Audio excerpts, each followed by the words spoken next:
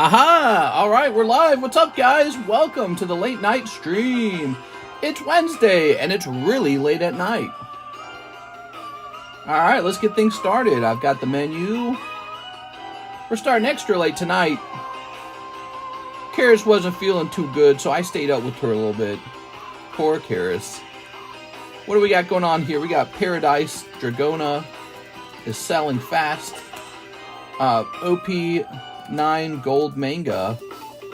And Gengar Break. No, it's just a Jungle Break live card shop. Alright.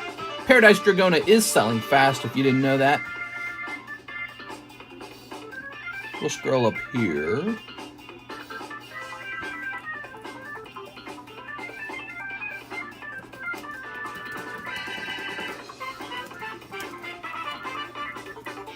Alright.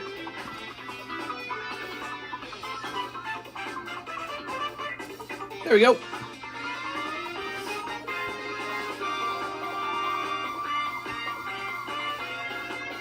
Closing this.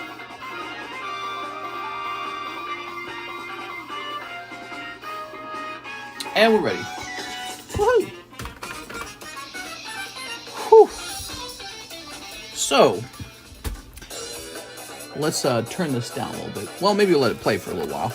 What's up, guys? Let's plug in this iPad. Alright, iPad, let's see what you got going on. Do, do, do, do.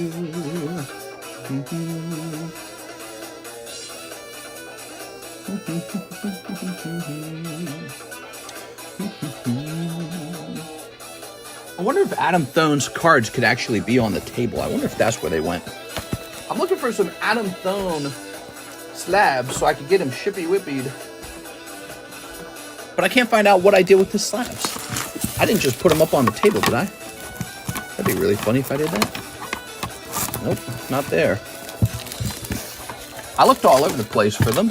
Where the hell did I put them? I must have put them in a safe spot. That's a mistake I make all the time. I do this harebrained thing where I go, all right, can't lose these, so let's put them somewhere safe. And then wherever that spot is, that safe spot, I can't find it anymore. There you are.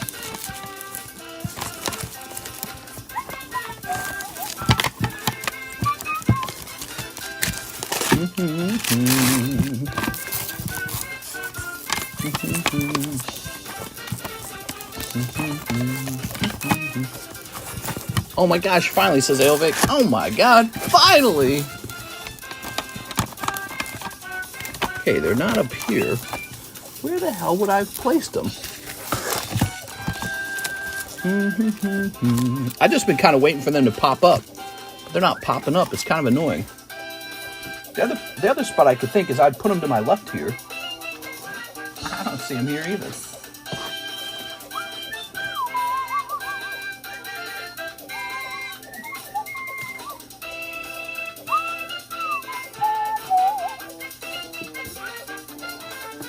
Weird, man. Where did I put his stuff? I wonder if it's in one of these boxes.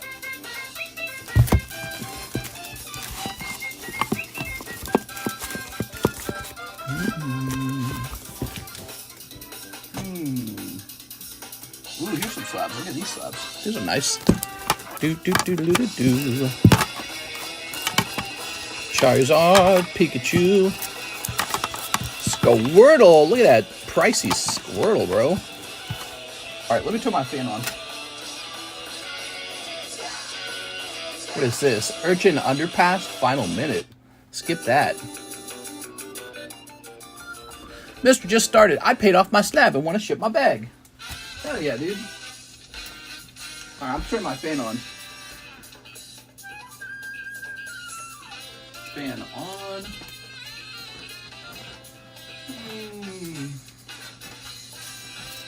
I didn't put it over here, did I? I would have done that, right?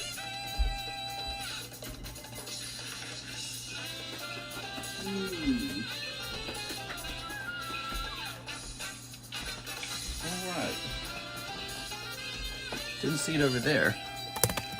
It's a new slab. Hypno Reverse Holo. Bro, what is this music, mister?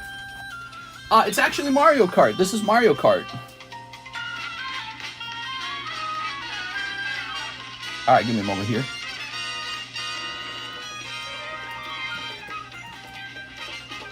My girlfriend's drunk again. Oh, no.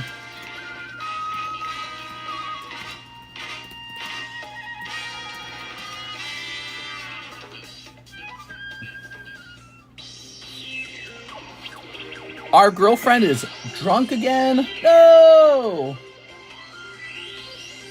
I really think it's time to say goodbye. Uh-oh. That doesn't sound good. Let's see.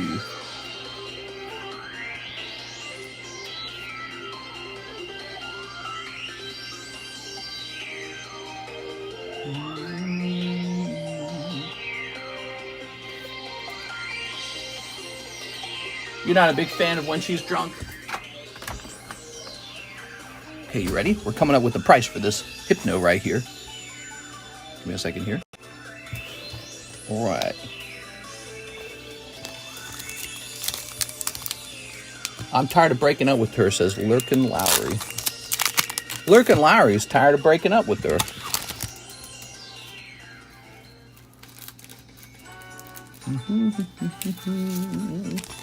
Did you get my Cash App payment and email? Looks like I did get the Cash App. I'm about to read it in a second here. Here we are. Ooh. Let me just get this up and running. This is a Reverse Holo Aquapolis Hypno. Okay, $225. Now this Hypno's cool, man. He's eating someone's dream. Some Hypnos are not as cool. There we go.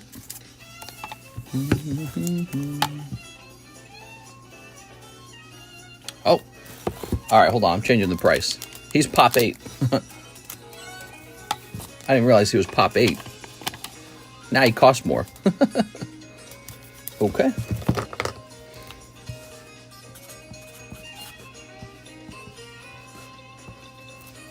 There goes. All right. Mister, you still got Marvel Platinum? I do, actually, yeah. Yeah, we've had Marvel for sale this whole time, guys. $49 a spot. Tavon Richardson's in here. That's Marvel. We can open Marvel cards together. Nobody buys it. Maybe I don't advertise it well enough. Where did Adam Those cards go? Did I put them like in a box or something? What's this? I found them! Oh my god, they were like hidden, bro. Are these all of them? No, these are some of them. These are some of them, aren't they? I'm trying to remember. He had these already upstairs. Oh man, I need a better system. I need a better system for international shipments. Because with the international shipments, I'm supposed to do a little calculating on the slabs. And what does the 1180 mean? That doesn't mean store credit, right? I don't remember him having $1,180 of store credit. That's a lot of store credit. Set that there for now. So we found those, but I swear to God, he's got a couple more slabs that also need to be shipped. What's this? Is this an expired bag? Daniel Wiseman expired bag. Okay. Cool. Set the expired bag behind me. Put the fries in the bag. All right.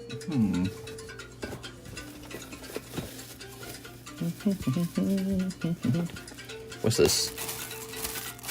Trash. Tampa in the house. All right, so let's start working. So, boom, boom, boom. Here's Daniel Ramirez for second and third payment for Beedrill, sketch, card, and ship. Okay, the sketch card, Mr. Beedrill. Daniel. There it is, Daniel. All right. Here he is. Beautiful Beedrill. And you say, ship my bag. Let me go find it. Oh, the 1180 was a pending PayPal payment. Took a few days for it to go through, if I remember correctly. Thank you. You remember better than I do. think it's hard for me to remember so much stuff all the time. I got too many things on my mind. So, those are some of his slabs. The ones I brought upstairs are still missing. Daniel Ramirez. I brought up a couple slabs for him upstairs from the shipping area because I wanted to weigh it all and get it all like calculated. And I set it, I swear to God, I set it on this table and then I stepped away from the table. But I don't remember what happened when I came back eventually. Like I came back for that night. But you would think if that's what happened, then I likely took the slabs and just placed them right next to the side or something like that. But I'm just not running into them. I wouldn't have put them anywhere secret or special. The problem is there's so much stuff over here. It's easy to hide anything. You could hide anything you want in a half second from yourself because it's so dense with stuff. Actually, I never checked in here. Did I check in here?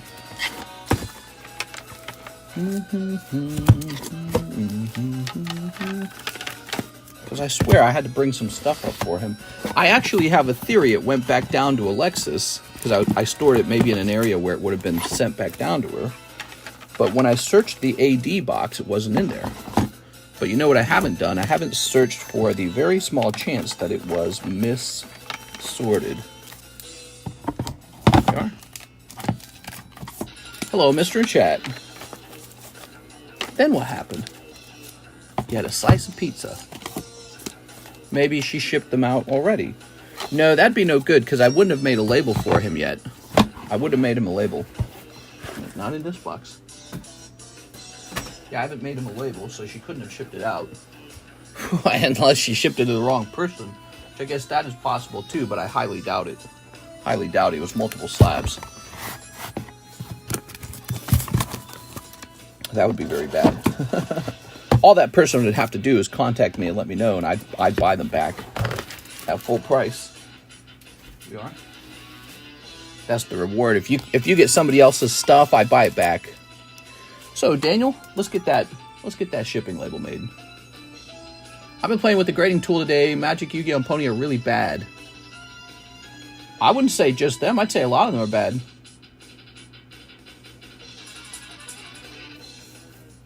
Daniel Ramirez, 100 to pay off the rest of my Beedrill sketch. Alright, sounds good, man. So Daniel, do I have your shipping address? Maybe I do.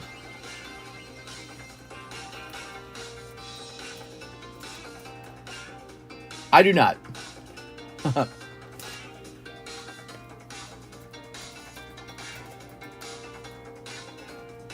Alright, need a shipping address.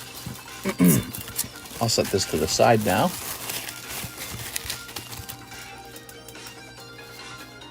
Good. Speaking of sketch cards, he says, you indeed have it. Oh, maybe you went by a different name. Let me see.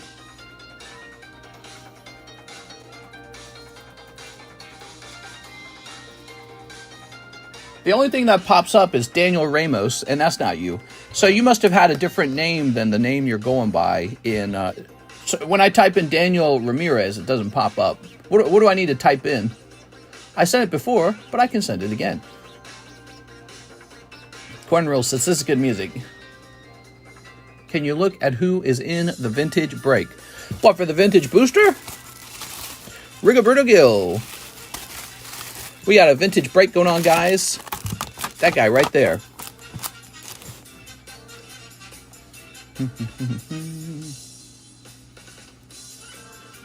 All right.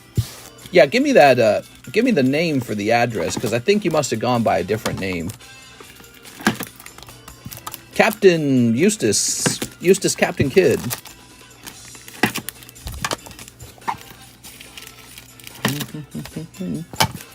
All right, we got some slabs there.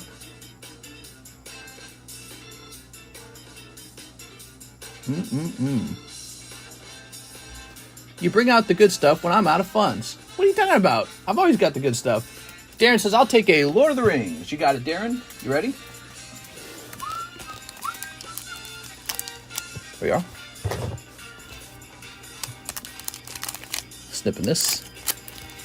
All right.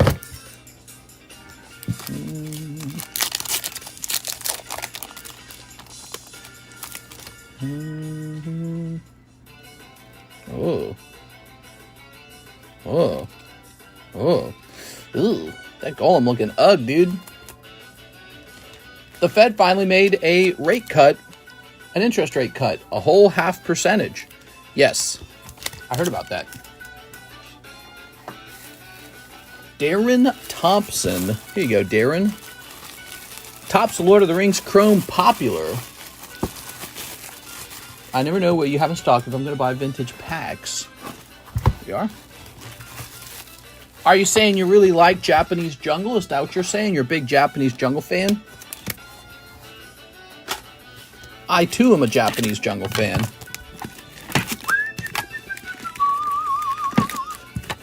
Nidoran for 20 bucks. Raikou. Oops. If somebody places a first-time order at 20 bucks tonight, I'll give them this Nidoran for free.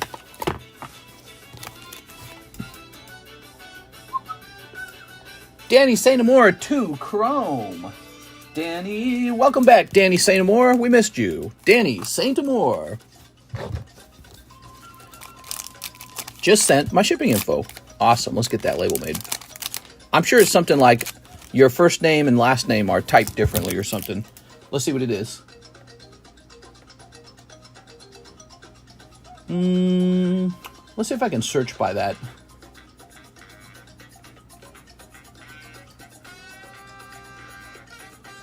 Oh, it's under Moria.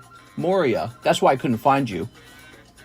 Do you want it to be under Moria? I can still have it be under Moria. That's what happened. That's why I couldn't find you. All right, so that's a little note for next time. You got to tell me to type in Moria or I won't know. There we go. Welcome to the jungle. We pull non-hollow Venomoth every day. Oh, that is a scary jungle. Non-hollow Venomoth, you said. Jesus. All right. Okay, you're on your way, Mr. Daniel Ramirez. You know what? She's going to wonder if this is correct.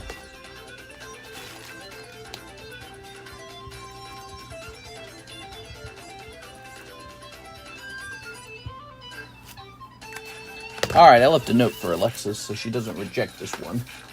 There we go.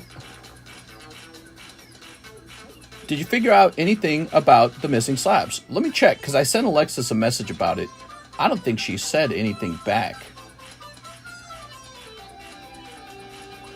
All right, she didn't say anything back. I might have to look myself tonight.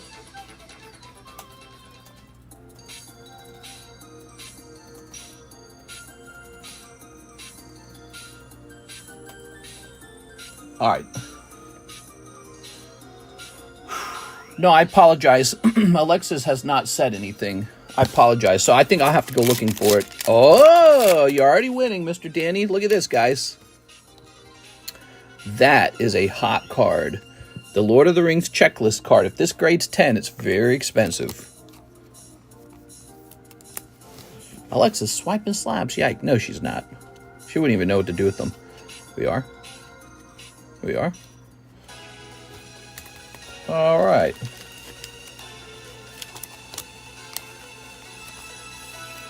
There we go. And here's Lord of the Rings, the Lord of the Rings, the Lord of the Rings, and the Lord of the Rings. Ah, yes, the Lord of the Rings. How come Alexis hasn't been streaming? I don't know. She can stream. She's welcome to stream.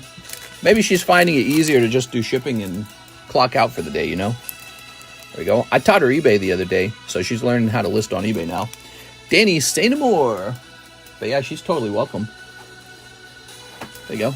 You guys need to do like an Alexis fund where you like give her a tip to come over here and stream or something. I want her to be good at the streaming because I want her to take over a little bit. But yeah, I'm not against it. Let's see. Ah, Danny Saint Amour with a huge bag. Pretty large bag, but actually I think these will fit.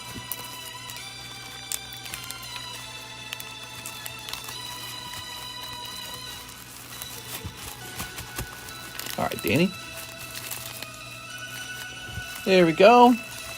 Can the 89 top stickers grade well, or just the scratchers? I'm moving this out. What is this, David Mallory? That bag looks like it says 923 on it. That's this month. I don't know if you saw, but you can ship under Daniel Ramirez. The label's already been printed under Moria. Will it make a difference? There we go. If I have to reprint the label, I have to cancel the existing one. Hathim says 7 Twilight Masquerade. Oh yeah, the Masquerades.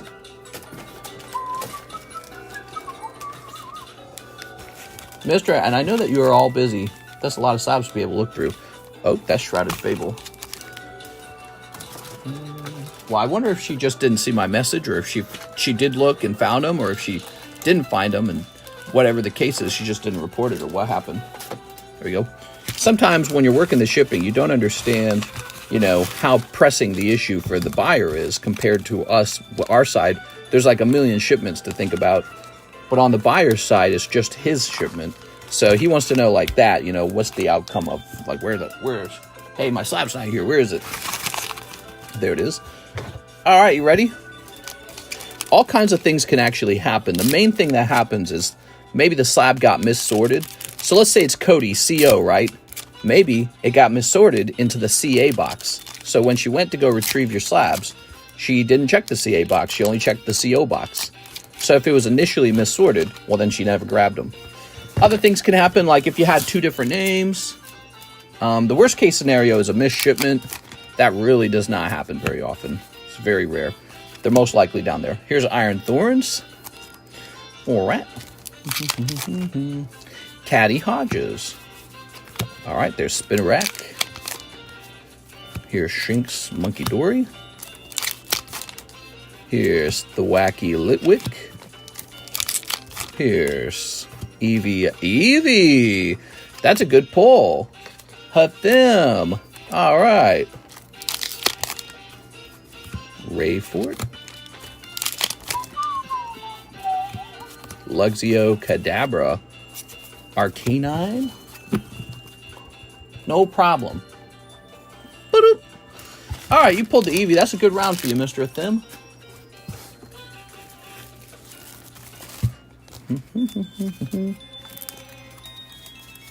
I did the shipping for years, man. And as the owner of the business, I was I had to stick up my butt about making almost no mistakes. I mean, I wanted virtually 0 mistakes. And it's hard to communicate how essential that is.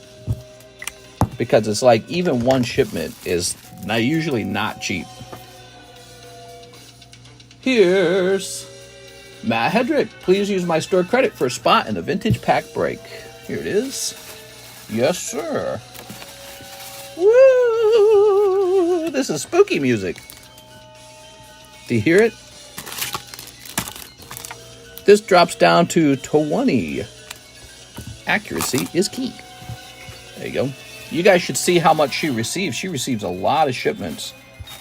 Heck, I think she packed maybe something like 25 packages yesterday. It's a lot. Takes a while.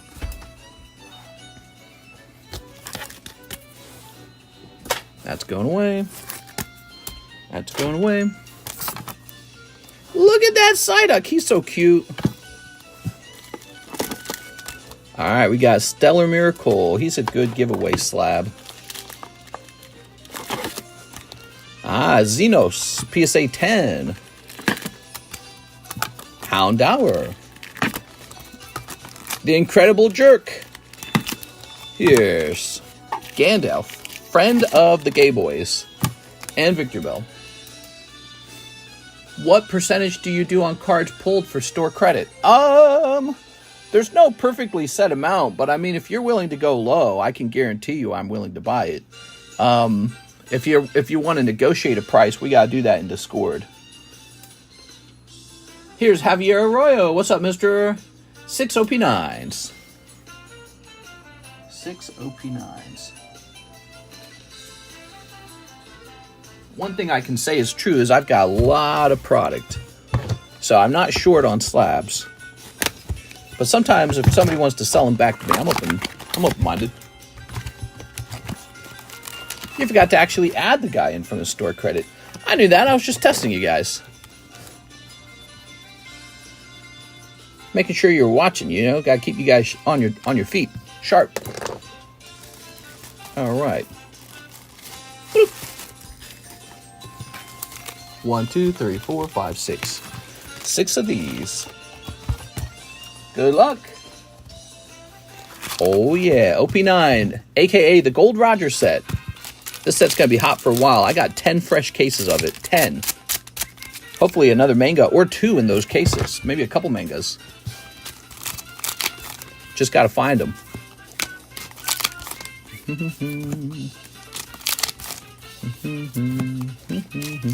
I wish we could have pulled a Golden Roger right away. That'd have been such a good clip.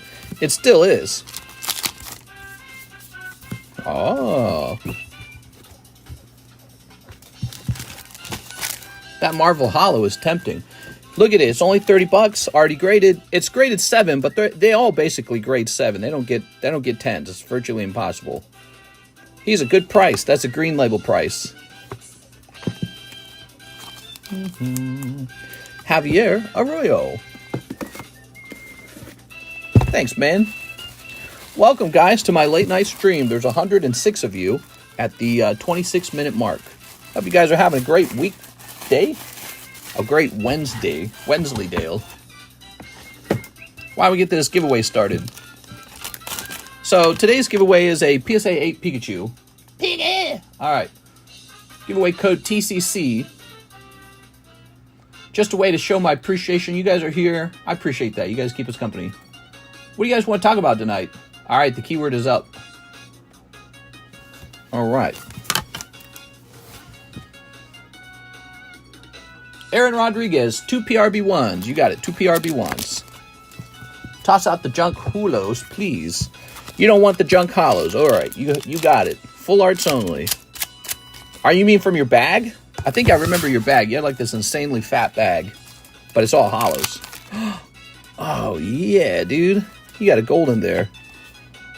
Alright, so these are Holos. And these are Holos. P. Diddy got arrested. Oh, yeah. P stands for Pokemon. Pokemon Diddy. Oh. Did somebody just order OP7? 3 OP7. What's OP7? I don't even remember OP7. Oh, was that the yellow one? I can't remember OP7 now. I know OP6 was like Wings of the Captain or something like that. I can't remember what OP7 was. Was it 500 years into the future? Yeah, that was wild. Ooh, careful with my light there. There you go, Mr. Love Diddy Parties. Dude, I heard that guy's a bad dude. Look at all these junk Holos, dude. It's the yellow box. Walkie-talkie attack right after the pager attack. That's right. Here we are. Get walkie-talkied attacked. Yikes. Brutal. All right. Lucky for me, I don't have to deal with any of that. I'm over here. All right. Got these young men that are told they have to fight and kill for their country. Not me. I'm just over here opening Pokemon cards. All right, there we go. OP7 and worth it for that BOA manga.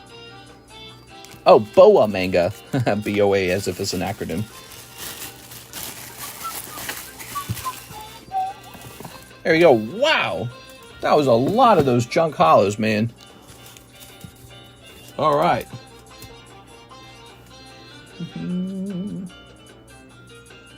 Who else we got? Daniel Ramirez, thanks again for shipping. Robert Breeding, 2 Hidden Fates. Oh, okay. All right, if we could pull SV49 Charizard, he's a $500 card still. Okay, you ready? Hidden Fates, guys. You're saying one nice pull versus several nice pull in most of the other sets. How much was his bail? He's not even allowed to bail. They consider him a flight risk. Oh, what is this music? By the way, this is Mario Kart is what it is, but this one's like annoying sounding. It's got like that wow, wow, wow. That sound. It's got clown sounds. Whistles and bells. Yikes. Oh, wow, wow. Alright, here's a Bellsprout. Ready, steady. We got Wheezing and Wigglytuff. I'm curious to hear what's going to come out in his case. I guess he's probably going to end up being like that other guy, R. Kelly. R. Kelly. He's going to be like R. Kelly. That's what's going to happen. Farfetch'd. Well, if I were you, Robert Breeding, I don't know how deep your pockets run, but I would not sweep 2 packs and then leave those.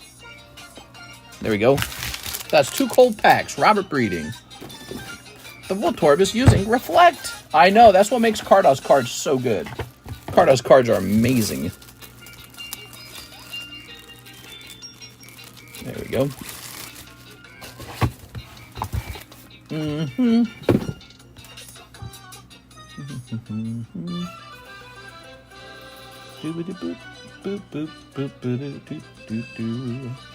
This is called Peach Gardens. Here's Darwin Morales, 3 OP7s.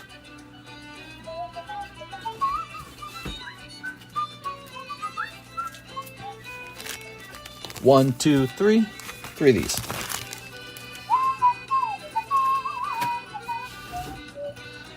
All right, 3 of these. Time to snip it up. How can I buy those slab away cards? Do I have to pay the labeled price once, or do I need to pay it 6 times? Oh, are you asking how to use slab away? So you can buy any slab anytime you want for this price. This is $28 for the Voltorb. So if you pay $28, you just get the whole thing. Look at this Faulkner Skarmory. If you pay $150, you just get the whole thing. Now, slab away is the ability to pay the slab down over time. You send $40 in to get started. That's how you start a slab. You say, I want Skarmory, $40. You send in $40. I keep $20 as my fee because you're reserving it for 6 months is what you're doing. And then the other $20 gets applied to the slab. That's how it starts. Then you would have $130 left over, and you got to pay that halfway down by 3 months and all the way down by 6 months. If you cancel, there's cancellation fees. All right, here we go. Look at this blonde lady. She's so blonde. Here's a holo. And here is a holo. Ta-da! Slab away that grass enemy. Well, energy. Well, folks, today was the last day we will hear P. Diddy songs on the radio. Ooh, I didn't think of that. Yeah, I mean, I guess it would be taboo to play P. Diddy songs now, wouldn't it? Can you show off the break you got right now? Yep, we're going to show off all the breaks, guys.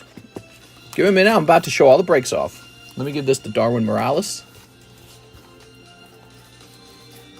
Ugh. I wish Amazing Rares were more popular. They were popular, but then they printed them to death. Okay, Darwin Morales, right?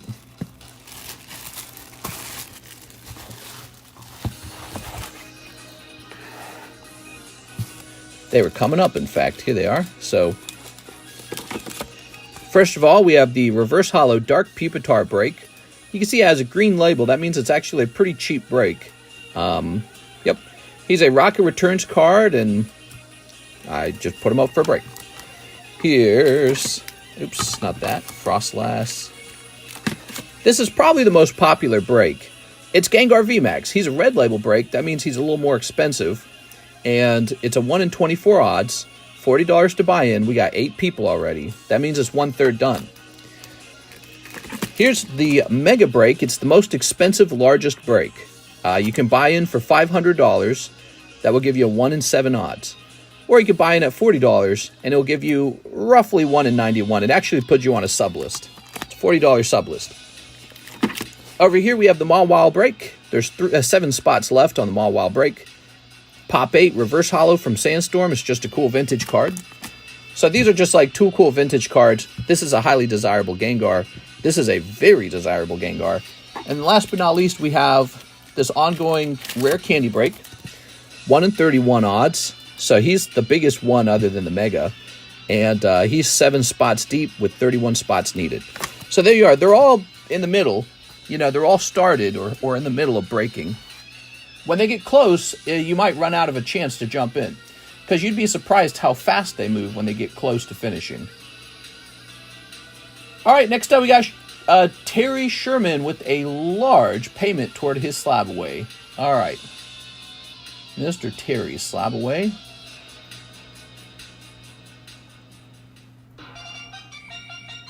Here it is. PSA 10 Wick coming down to $300. Cool, man. $300 remain. Here's Hathim, 3 PRB1s. Okay, Hathim says, let's sneak attack these PRB1s. Diddy Toast with Rico charges. Who wants to use baby oil to lather up and wrestle? Was reading about Diddy parties lasting 4 days and all the sex workers. My God. Jeez.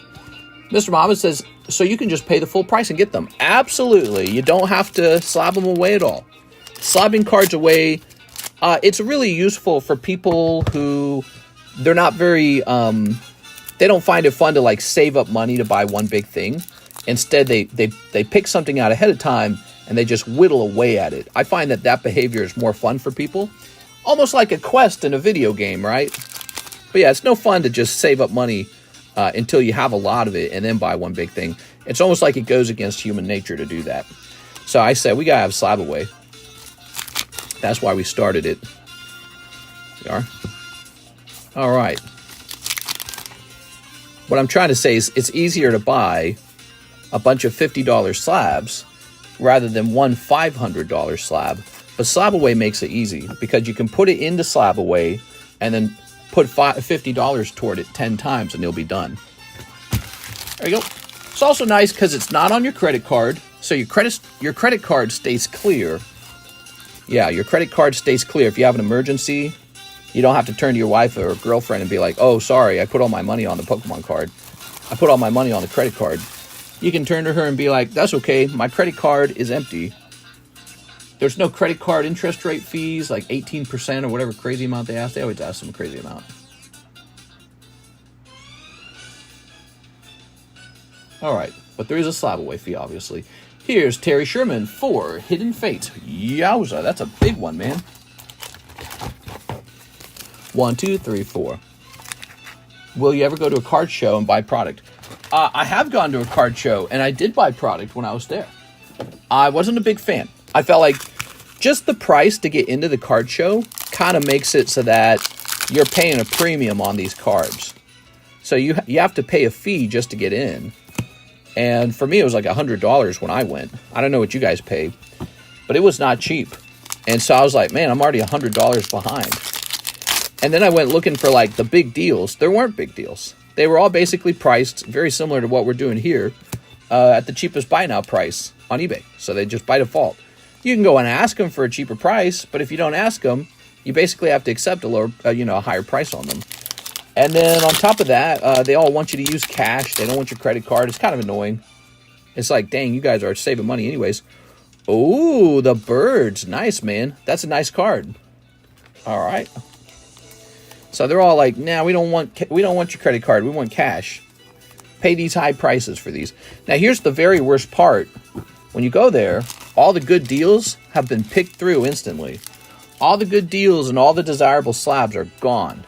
I even came back and I told my audience that. Say, I went to a card show and all they had left are like PSA 9 this, PSA 9 that. There was nothing interesting at all.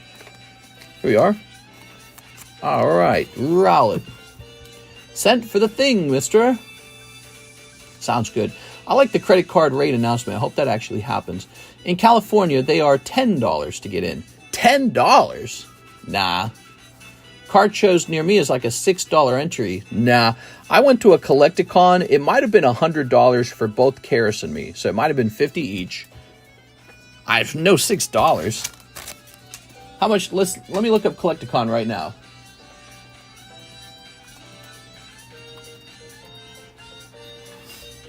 Let's see. Collecticon. Buy tickets. Oh, okay. So, by the way, I bought them on site. I didn't buy them on the website. There's a general admission fee of $30 for Collecticon, Atlanta, Georgia. Then there's a 2-day pass, $45. And there's a VIP pass. I think that's for getting a signature. Maybe they made me buy the 2-day pass and I didn't want it or need it. But right here it says Saturday, September 21st, general admission, $30. When I went, it was $100 total, which means that probably included the taxes already. So it might have been closer to about $80 or $90, which means it would have been about $45 each.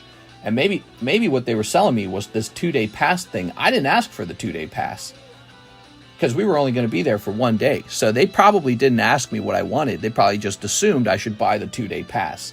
I bought it on site when we arrived there. $100, that's a ripoff.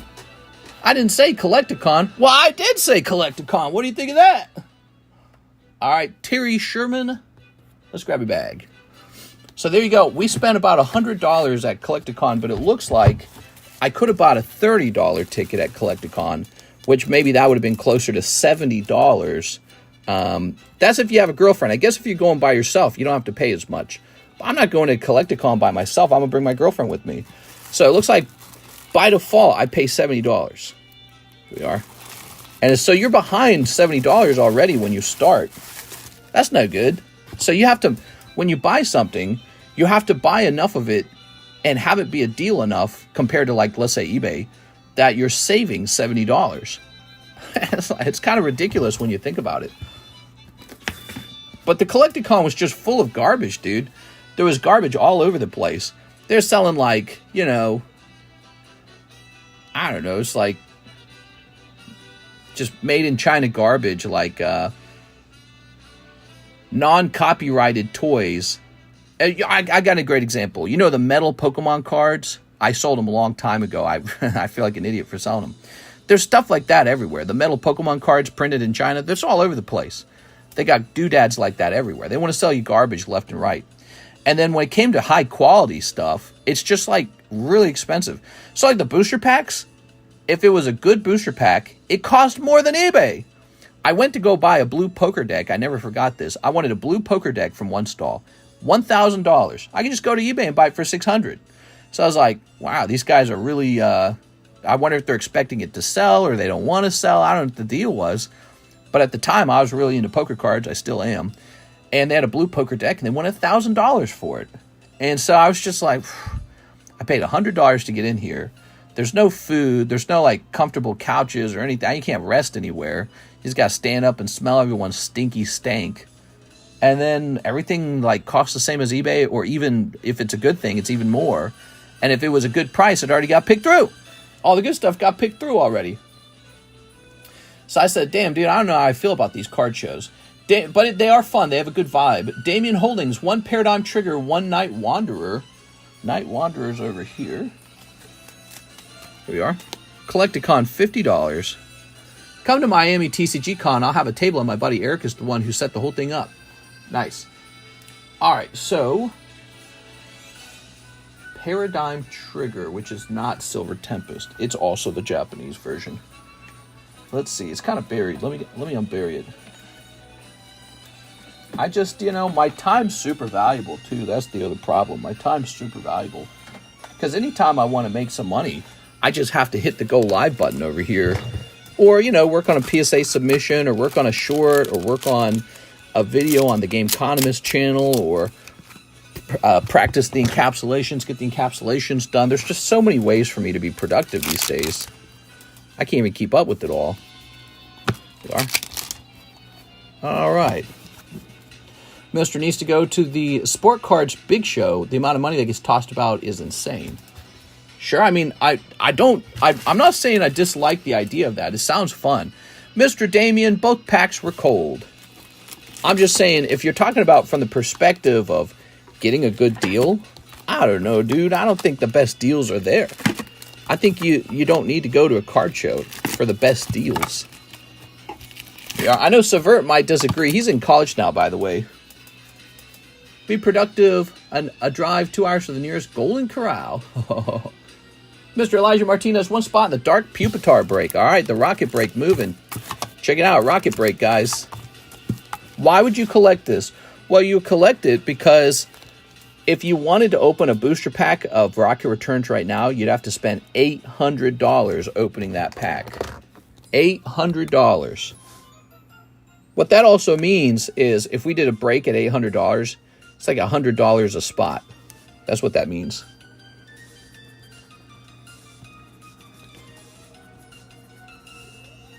And then only one person would get the reverse holo.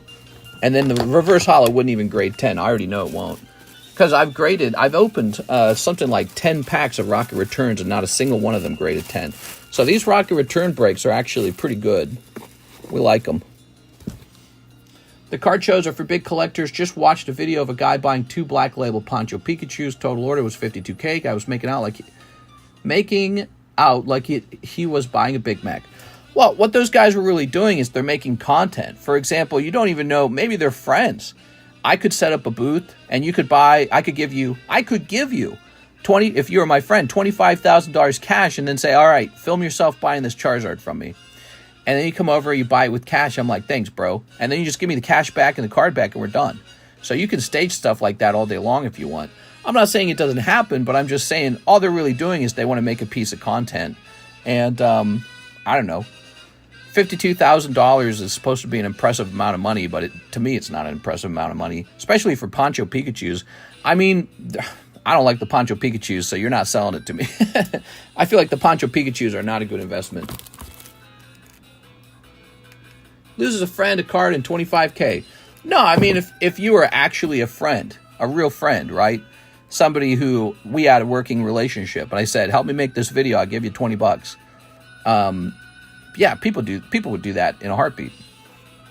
Okay, you ready? You're not going to run off with the $25,000 cash. All right, here's Joshua Whipple, the Thing Slab. The Thing Slab. What's the Thing Slab? What is he talking about? The Thing Slab.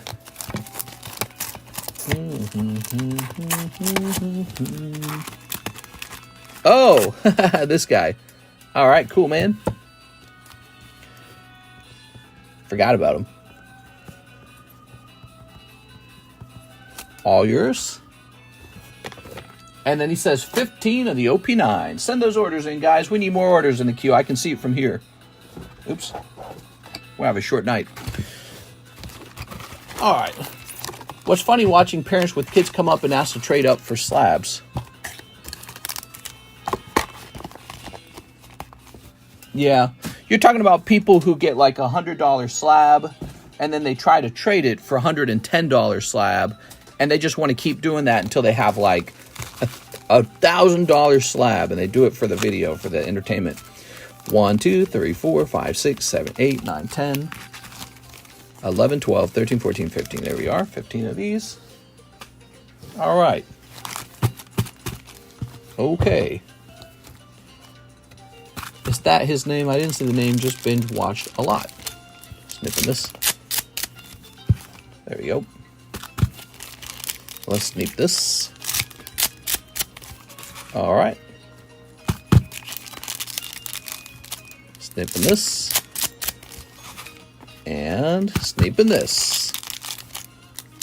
Very good. All right. Yeah, card shows are cool. I do wish we had like a traveling salesman we could hire to run a card show for us. You know, put a little TCC thing down and just, you know, liquidate slabs all day. All right. I think that's a job for like a single dude, though. I'm married and I got a home to watch over. Plus, I got this stream to watch over. Mr. Thinking is fake. Tisk, tisk. Oh, I guarantee you there's fake stuff out there. I guarantee it. I 100% guarantee it. You would be naive to think none of it's fake. Here's a holo. I could make a fake video right now if I wanted to. It'd take me a half second. Oh, yeah. All right.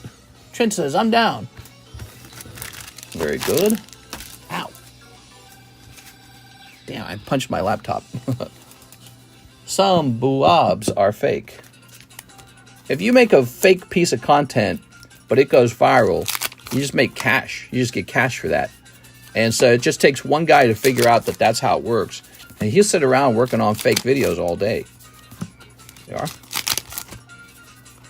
Mr. is curious about everything, cautious about everything except pet eating videos.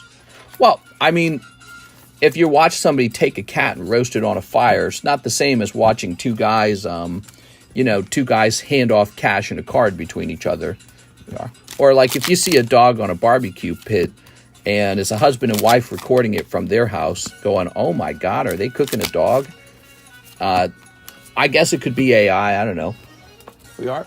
It looked pretty real. Toss this over here. But two guys handling a card. They are. All right, very nice. Well, we know one thing about the Pokemon card market is people do shill bids too. People love to do shill bids.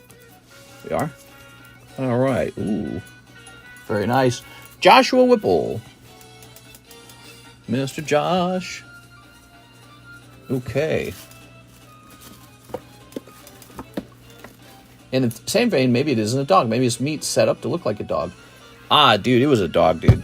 You ever seen like a whole hog on a roast? So they had a whole dog on a roast with the stick going through its butt and all that. The apple coming out of his mouth. It was a dog.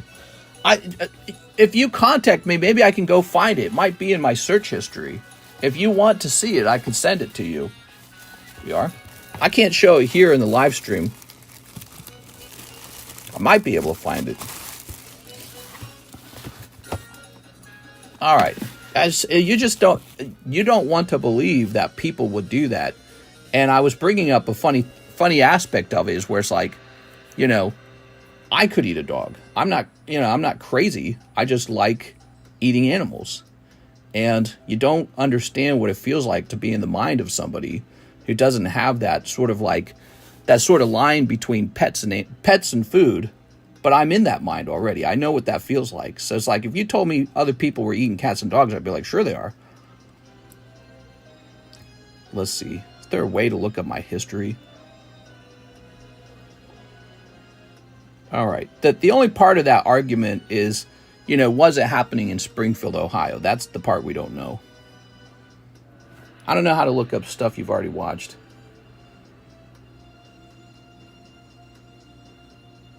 Let's see. You'd think they'd make this easier.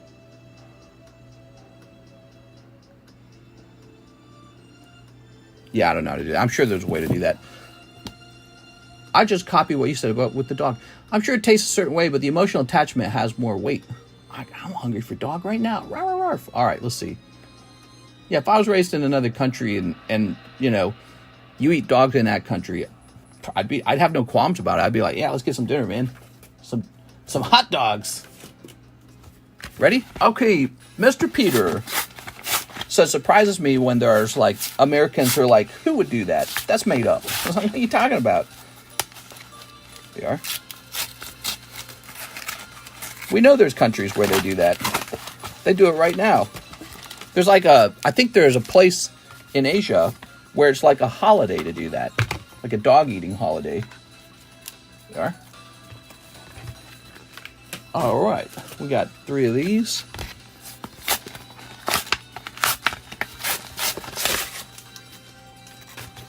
Mr. Big News, an LLC named Meta2 put a bid $2 million down on the purchase of MetaZoo. MetaZoo to the moon! Oh yeah, MetaZoo, big comeback.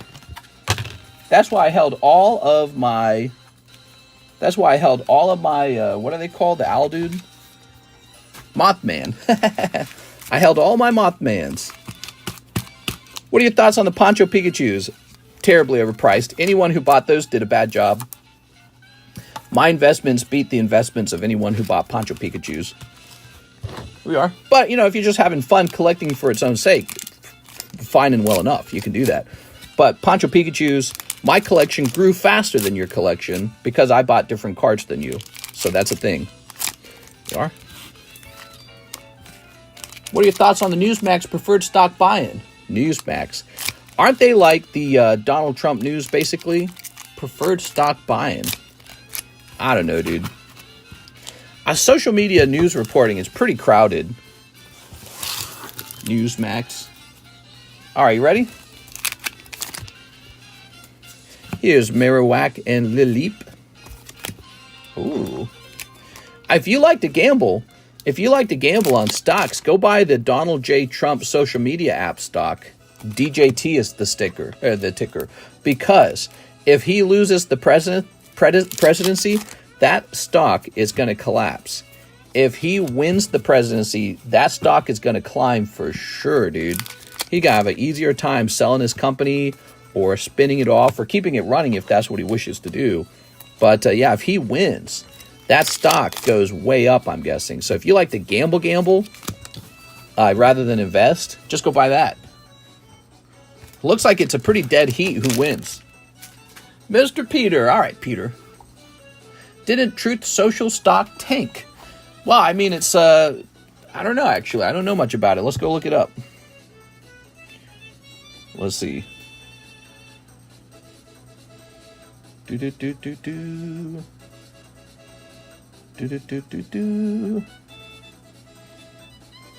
Yeah. Look at the Donald Trump stock. Hey, man, you got to buy low. There it is. Well, it looks like it's still higher than its lowest point. Its lowest point looks to be around 12, and it's at 15. So it's technically not as low as it's ever been. I don't own any of this. But you know what? This is how it jumped. When did he get shot? I don't remember. He kind of shot and it jumped, didn't it? Did he get shot in July? It jumped when he got shot, but I guess it fell right afterwards, huh? Maybe he's not making a lot of money with it. Low user base. Oh, this says a lot right here. So under earnings, it says minus $4 per share. It's expected on November to actually make a profit. So, wow, it's a really big gamble right now. If you bought into this and it did turn a profit, I bet you that stock kind of shoots up. It has the potential to. And then if he wins the presidency as well, that stock probably shoots up a lot. But if it doesn't turn a profit, if it still goes negative, like it misses, profit revenue report, it's gonna tank further. And then if he loses the presidency, it's going to zero. You got to get out of there fast. So, yeah, that was a real gamble because in my opinion, it's closely linked to his success as a politician, and in particular, his run for presidency is what keeps that stock relevant. Getting tired, man. Can you bet against it and short it? I suppose you could. So if you're a Democrat and you don't like the stock, you could bet against it. You could be like, I think Donald Trump sucks, and I think he's going to lose to Kamala Harris, and his stock's going to go to zero, and then he's going to die of sadness. So if you want to bet that way, you can bet that way. There we go.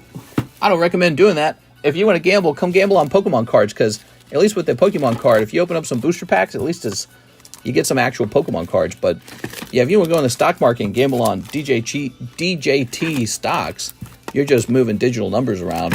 And it is gambling, though. We don't know if he's going to win.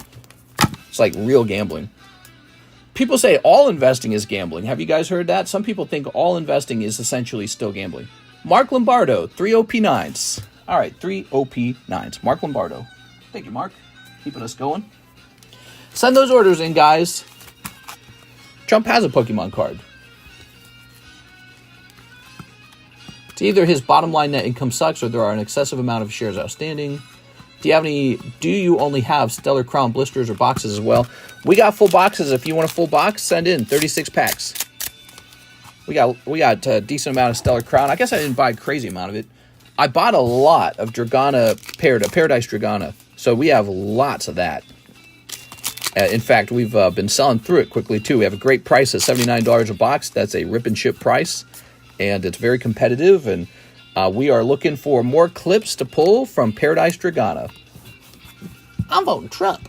Do you only have Stellar Crown blisters? Gambling on Pokemon Life is a gamble. Yeah, I mean, you could be diagnosed with organ failure, neurological disease, muscle disease. You could be diagnosed with cancer, heart failure. So any day now. You're pretty much just waiting for that to happen if you think about it, because everyone dies. So life is a little bit like a gamble. Maybe that's why people like the idea of gambling, because it matches how life kind of works anyways. There's this RNG to life. You either get lucky or unlucky. So, you know, if you haven't woken up and counted your blessings, wake up and count your blessings, guys, because here you are eating, talking, breathing with normal people in your life. And then one day you're going to not have that anymore. It's all going to end.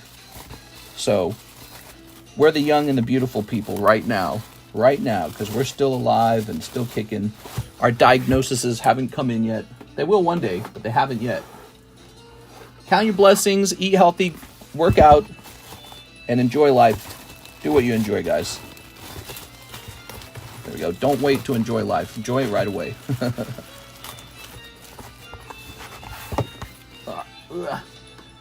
Mark, did you have a bag?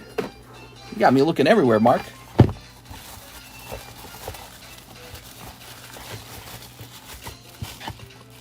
Matthew. I don't have a... Oh my God, this man doesn't have a bag. You had me looking... you had me looking through 4 boxes, bro. All right, there we go. Very nice. I'm surprised this hasn't sold. That is a PSA 10 Sheer Brutality Halo Topps card. You know how hard it is to get a 10? You have to get so many 9s before 110 shows up. Mark. It's a situation where either there's no Halo collectors or they don't understand the value of a 10. They don't realize $45 is basically a steal. All right, because you can open up 10 packs of this and not a single one of those are grade 10. You can open a whole booster box of them and not a single one of them will grade 10. That's really how it works. There we go. Works exactly that way with Topps cards. Whole box and not a single card in it will grade 10. They'll all grade 9 or worse, or 8 or worse, just because of the way they're printed. So we got a lucky 10 sitting on the table. Here is a Lotad. Detective Pikachu Charmander, Slowpoke from the green deck, and Growlithe. Cool, man. What do we got? We're low on orders. Next up, we've got Mark Lombardo, 12 more OP9s. Now, I do believe I need to stand up for these OP9s. Give me a moment. What is this? That's OP8. Ugh.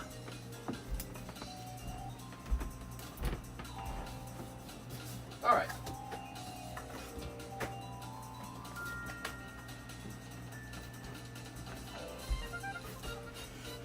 God, I got like a back pain, man. I'm so tired of having back problems. I don't even know when they started, man. There you go. Getting old. I'm an old man. Okay, ready? Ooh. Ready? 1, 2, 3, 4, 5, 6, 7, 8. 9, 10, 11, 12. 12 of these? All right, you got them. 12 of them. Ta-da! Gotta have Karis walk on your back. I'm gonna make Karis walk on my back. Snipping this. Now we're gonna snip this. So the poker card deck of Pokemon costs $600, and you basically make your money back with a few of them getting a high grade. Yep. Well, that's because the poker decks were underpriced. But that is changing. That is changing. We are. So the poker decks are more expensive than ever before. We are. All right. Ready? Mark. Here's a holo. That was, in the past, they were definitely cheaper. But they're getting just unbelievably expensive. Because when you buy it, you only get a couple really valuable cards that grade 10, right? Like the whole deck isn't valuable. There's like Tangela and Poliwag in the deck. Those are not selling very fast, nor are they selling for very much money. But a couple cards do sell for good money. So you open the deck and maybe you get a good card, but then it might be badly centered or have a printing issue. So you might have bought some super expensive deck and your deck has a printing problem with it. Okay, now you have no way to get a 10 on the cards in your poker deck. We are. So it's not all rainbows and sunshine. You have to get lucky, just like opening any booster pack. Yeah, but you could get a deck and get lucky for sure. But now it's riskier because in the past it was cheap, so you could take a chance on it, and if you missed, you only lost a couple hundred. Now it's like you lose a half thousand. It's like, whew, Jesus, dude. Yeah, like let's say you open a deck and you get like Blastoise, Charizard, Venusaur, or whatever, right? But they all grade like 8 or 9. You're just out of luck. It's just no good for you. Then you had to pay for all the grading too. The grading's not free, so you got to pay all that money to buy the deck. Then you got to pay all that money to get it graded. Then you got to actually sell it too. So you can price up your poker slabs all day long, but they actually have to sell. So it's not all magic. It's not fairy dust. Here's Jack Gray 6 Paradise Dragona. You got it, man. 6 of them. Do I have an open box already? Do I not have an open box? Really? Thought I would have had an open box of these. Okay. I can just sell those cards back to you for credit. The ones you just opened, for like, I'd buy them for like $1. I don't really need them. I don't really understand them. The One Piece cards, I don't understand them at all. I'm not a One Piece guy. But what I do know about One Piece is it sells.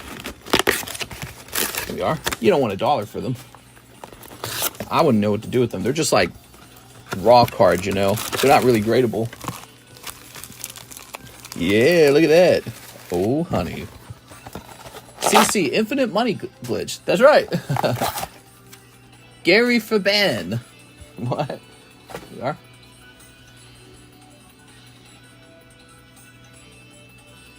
What? What am I reading?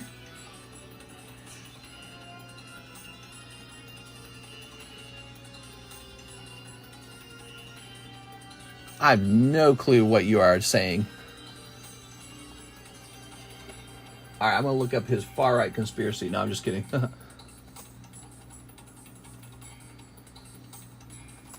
Let's see.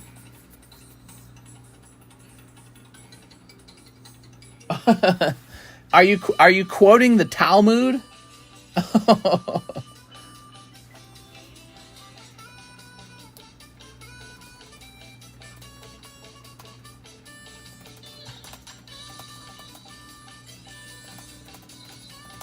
Let's see.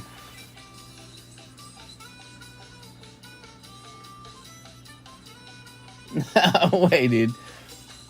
I don't know, man.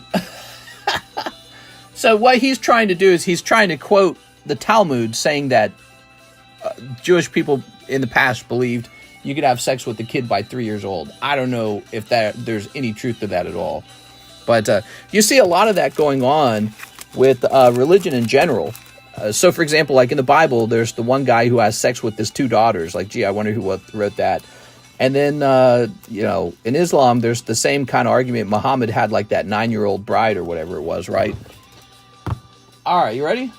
So there's a lot of interesting rules in the past. 1 Paldean Fates. I don't know how true any of that is. Here's this. Cover your ears, bud.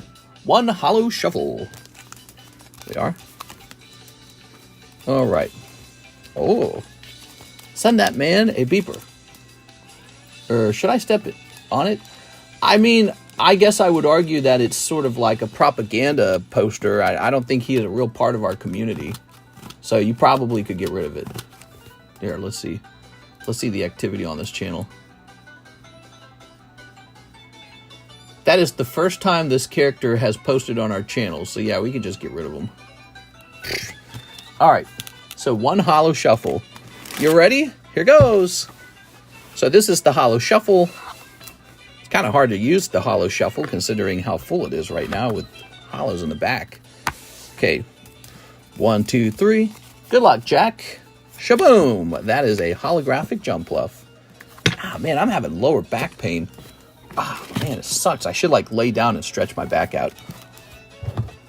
You said Paldean Fates. Oh, good catch. Not to be confused with Paldean Evolved. All right, well, I'm taking that Tinkatink back. You son of a Paldean Fates opener. Just because this should go to the guy who opens up the Paldean Evolved. That should be his. Let's go get that Paldean Fates and pull you a Charizard now. There you go. All right. 1 Paldean Fates. Gosh, their names are similar. Checklist again, been the 3-1. Buy a foam roller and lay on it. Helps a lot for lower back. Touch your toes. Try cussing, mister. Well, yeah, damn it. Like that. Oops. I'll put this back up here. All right. Yeah, there's a lot of... there is so much controversy with the desert religions. The religions from the desert.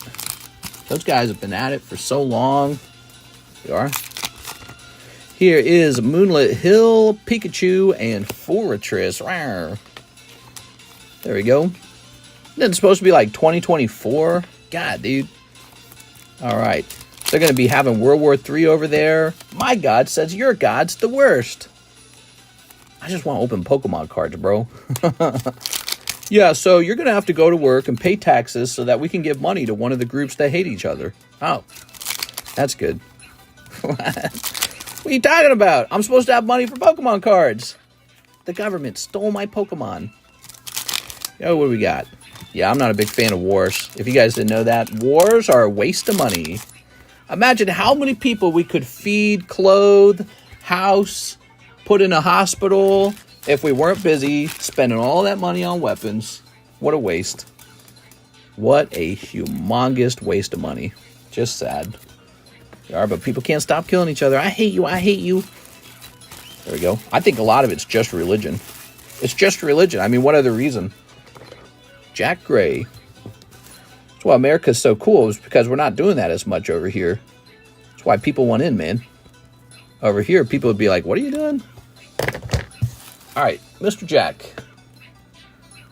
It's 2024, bro. I just want to open some Pokemon cards. God damn, dude. All the wrong people get rich off wars. Well, you know, yeah, you're right. Yeah, so look at this. So this Bulbasaur, he only graded 9. 9. Imagine if he graded 8. So he's from the yellow deck, and he's going to go for 60. So imagine you get a deck of cards, and the whole thing grades 9. You're screwed. So you're not going to make your money back if they grade 9. So you got to get lucky. You got to have a deck of Pokemon cards that grade 10. All right. Who makes the weapons? I guess we make the weapons. We make a lot of them. That's it. We're out of orders. We have no orders in the queue. Let's talk about how to order cards at Cardconomist live stream. Cardconomist Rip and Ship. It's 2 a.m. in the morning. I'm going to be teaching people how to order some cards. We're going to open up the YouTube app, step number 1. All right, we're going to click on the live stream. So we're in the live stream now. We'll get an ad. All right, what kind of ad is this? There we go. All right. So look at that. We can see everyone chatting. That's nice. But what we're going to do is we're going to click on this more button. There it is. There's the more button. I can see we got 34 likes. Hit that like button, guys. I can see we're pretty close to 100,000 subscribers. Hit that subscribe button, guys. Now, we're going to click on this to see the actual description. Here's the description. This is where the magic happens, guys. This is where the magic happens. How to order cards. Can you zoom into this? You can't. Prices are below. Pay for an item. Add a message. And then it gives you some links. You got PayPal. You got ZELLE. You got CASHAPP. You got an Ethereum address. You got a Solana address. You can ask for a Bitcoin address. Number 3 says your cards stay here until you ship. You must ship within 1 year, and then give some prices for shipping. So it's that simple. If you want to order cards, you just send some money on PayPal, and you attach a message saying what you wanted to buy. Then, whenever you want to ship, it could be today, it could be next month. Whenever you do want to ship, you would tell me I'm shipping and give me $9. All right? You can see what's in the menu here. We got some clearance items, some pack breaks, some custom boosters like live customs, random singles, the Karuta Carddass Pokemon, Carddass Yugioh, Carddass Street Fighter, some cool stuff there. Pokemon Korean, it's real cheap. So the Korean boxes are crazy cheap. You can open a whole box for like $40. Pokemon Chinese has got Hidden Fates, and it's only $7.50 a pack, way cheaper than US. Japanese is where it's hot right now. We got Paradise Dragona for $79 a box. So the Paradise Dragona, you can open it here on a Rip and Ship for $79. Pokemon English, we got Stellar Crown for $4.5. Here's Pokemon Vintage. Some interesting stuff in here. Some Spanish packs. Top Series Wave 1. Series 1 Wave 4. $60 sticky. We got some One Piece. So there is PRB1 and OP9. OP9 is $4 a pack. little bit of Union Arena, a little bit of Weiss Schwarz, some Disney, some Dragon Ball, some Yu-Gi-Oh, some Final Fantasy, some Star Wars, a little bit of Magic the Gathering. We got some vintage tops, other card sets. Carddass Nike is a sexy girl card set. Osaka High School is also a sexy girl card set. So that's kind of fun. Slab away and PSA grading. So there you go. You also have a secret menu right here. You would click on this docs.google and that'll take you to the secret menu where we have even more stuff for sale. Let me just do this real fast. All right. So you click on that and it takes you here. Precious metal, card service, card supplies, other card sets, Pokemon older sets, Pokemon vintage. So even more vintage, not so many prices, but even more vintage. And yeah. So there you have it. The secret menu, the full menu, how to order. You just send money on PayPal. That's it. So we need some orders tonight, guys. If we have no orders, the stream's got to end. So the stream is kind of reliant on, orders coming in so that we have some entertainment. We got to close up so I can work on content or just preparing stuff because I got plenty of things to work on. There we go. Don't forget to mention the highly profitable pony packs. Yeah, My Little Pony's peak, man. That's the best stuff you can open. Here's a red Snorlax PSA 10. Nice. We got Dark Golbat. We've got Pidgeot from the Yellow Poker Collection. Here's the Smoker. And here's Kangaskhan for just $82. That's pretty good. Would you trade 2 more packs OP9 for the rare ones I just got? I'm sorry, man. I wouldn't do that. I just don't have anything to do with your cards. I wouldn't know what to do with them. There we go. You're asking me to buy your holos for $8. All right. Here's Ninetales. I would buy them for about $1. But I don't really buy holos at all. People just donate them to me all the time. Here's Dark Raichu. Tonight, we just got a donation of this. So we were just donated all of these tonight. There was no payment for them. People just they just get rid of the holos because at the end of the day, they don't want to sit at home selling them for 25 cents a card or whatever they go for. Maybe less than that. Here's Jolteon. Here's Charmeleon. Here's my excuse to go finish my series. Here's a Venonat. Here's Crocodile. No, we'll stick it out a little longer. We're only in for an hour. We've only been live for an hour. Ah, look, a free paperweight. Here's Starmie. All right. If I pay for shipping, it just breaks even at $0, then I'd have to sell them.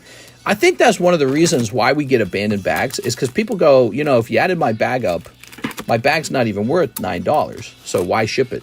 So I think that's exactly where the abandoned bags are coming from.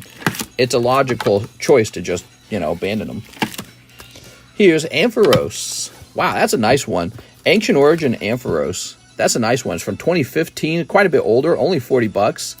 Beautiful card, recently graded. That's not bad. Order sent. Oh, yeah. We got a You're Great Mickey Mouse. We're going to be listing our vintage Mickey Mouse cards on eBay so we can reach out to a Mickey Mouse audience on eBay. Here's Grimmsnarl. Here's Pikachu 9 for $27. They're eating the cats. They're eating the dogs. They're eating our pets. Hey, here's a dog. And Radiant Gardevoir. What do you think Pokemon eats? I mean, they got to eat something on Pokemon. All right, let's see what we got, guys. Sometimes you got to spend a minute and teach people how to open cards. So here is Downing Troy. He says, add 6 months to my Gengar slab and 5 temporal forces. All right, let me take a look into that, Mr. Downing Troy. Downing Troy is late on your CGC 9 Gengar. I tell you what I'll do. I will extend it for you for free. So you're getting it extended for free. It ends on June 2025. And then I believe you likely sent, how much did you send to do that? I can't remember what the fee for doing that is anymore. 5 temporal forces. So you probably spent $20, right? So I'll just apply that toward the slab. Okay, so you're going to apply $20 toward your slab and get more time on it. That goes down to $350. All right, good. Now, temporal forces. Let's go get that temporal forces. Oh, that's Stellar Crown. Oh, is this it? I got to go find more temp forces, guys. I'll be back. It's like, thank you, mister. I sent 29, 20 for a few. Thank you, mister. Yeah, I extended it for free, and then I applied the money towards your slab. All right, there we go. I'm going to go. Did you make a pull video of the card I got yesterday? That's up to Mike's side. Mike's side does that part, okay? So he knows what you pulled. It's up to him to make the video now.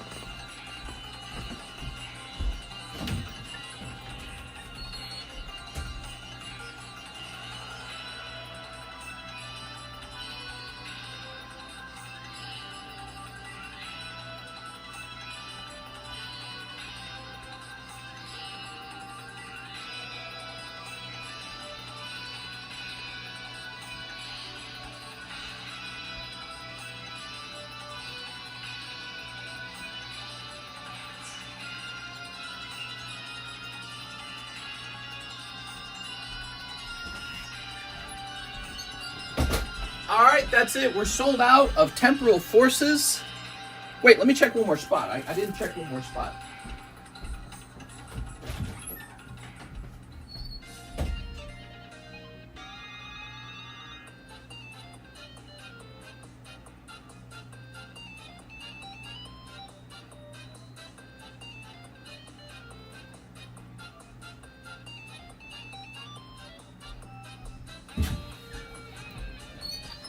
We are definitely sold out of temporal forces. Oh. Gotta be careful there. Whew. He's chasing the cat with the fork. I might eat that cat. Look at this, brilliant stars. We haven't done that in a while. Set this over here. I wouldn't mind a temporal stars box break. Okay, so we don't have all the temp forces we need. Would you like me to swap it out with like Paldean, let's see, one of these maybe? Paldean Evolved? I recommend the swap over here. I'll take 4 Paradise Dragonas then, please. Okay. Does that add up right? Hold on. So you would have had 3 packs of $5 a pack. That would have been 15 bucks. Oh, wait, they're $4 a pack, aren't they? I'll make sure you get everything you're entitled to. I gotta remove this from the menu anyways. So Temp Forces was $4. Oh, you had it right. You get 4 packs. All right, we're gonna hit save over here. I was doing my math wrong. All right, they're all yours. Put this here. Snipping this. All right. Donald Trump versus Kamala Harris. I saw RFK Jr. making more ads basically for Donald Trump, kind of beating the drum for him. It's really kind of crazy. They are. Because I watched RFK Jr. Wow, look at that, man. Picking up that airy. Nice. All right. You know, I watched him campaigning for himself the whole last year. And so it's kind of crazy for him to now just sound like another Trump supporter. There's Iron Thorns. But he seems really adamant about it. He's hoping, it sounds like he's really expecting Donald Trump to give him a lot of freedom to do whatever he wants when it comes to the whatever, like health department and whatever role he would serve in the cabinet. So it sounds like he's expecting a big payback for helping Donald Trump get elected if he does get elected. All right, there we go. He's saying stuff like, I'm going to go after the corporations. I'm going to go after the people poisoning America. All right, Mr. Downing. Well, it looks like your big hit came out of that. Temporal Forces. And now we're sold out of Temporal Forces. But he was saying stuff like, I know how to prosecute the bad guys. It's like, whoa. Let's see. Devin Simmons. I know how to make people healthy. Just make them go outside, get off their computers and video games, and then take away their McDonald's. Nobody wants that. It's not a secret, is it? That's my point, is it's not a secret how to get healthy. It's so obvious. Stop eating so much candy. I don't know, bro. All right, Downing Troy. I'm not seeing a bag for you. Did you need a new bag? He says I have a bag. Okay. Downing Troy has an existing bag. What's going on here? What's up, man? What are you doing? There we go. David, Daniel, Damien. Oh, wait, what's this? No, Damien. Okay. Oh, this guy's getting really old. Look in the T's. Would I really put you in the T's?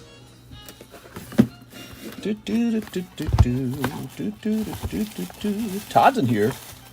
Troy Malice is in here. Tom, Trilifornia, Tony DeVoy, Travis, Trenton, Tristan, TTV, Trevor. That's an expired bag. I'll leave it alone, though. Oh, actually, you would be a TR, wouldn't you? Hold on. So if you're in here... Oh, well, that was where we were looking. We were looking in the TRs. Yeah, I don't know, man. So you say you had a bag. Was it like a big fat bag? Sorry, guys. We're having trouble finding this bag. So we got Tony Coy, Todd Peter, Torin McClure, Troy Malice, Tom Lamuth, Trilifornia, Travis, Trenton. I'm Troy Malice. Oh, wait. You're saying there was one in there for Troy Malice? Oh, my God. Hold on. Oh, my God. You're Troy Malice. I was looking for Troy Downing. Duh. All right. You must pay with CASHAPP sometimes, and then you must pay with PayPal sometimes. So I'll have to try and remember that with you, okay? Help me out next time. Help me remember that next time, okay? So, Javier Arroyo. Yeah, you got two names is what's going on. That's also important whenever we ship, because if you got like a slab and it's under Troy Malice, but the label says Downing Troy, guess what? Alexa's is going to miss it. 1, 2, 3, 4, 5, 6, 7. There we go. All right. So just a little important detail there. All right. Drugs are bad. Here goes Javier. Hey, it's not my fault. You had two names. Hey. I do my best. Have you guys ever beat up a service worker at a restaurant or a bar or like a grocery store? We are. I've never done it. I guess it's true, the stereotype that millennials are really nice to service workers. It's not in me. I can't do it. We are. Here's a holo. You know who I have beat up? I have definitely sounded angry at the internet people. I've definitely gone off on the internet people.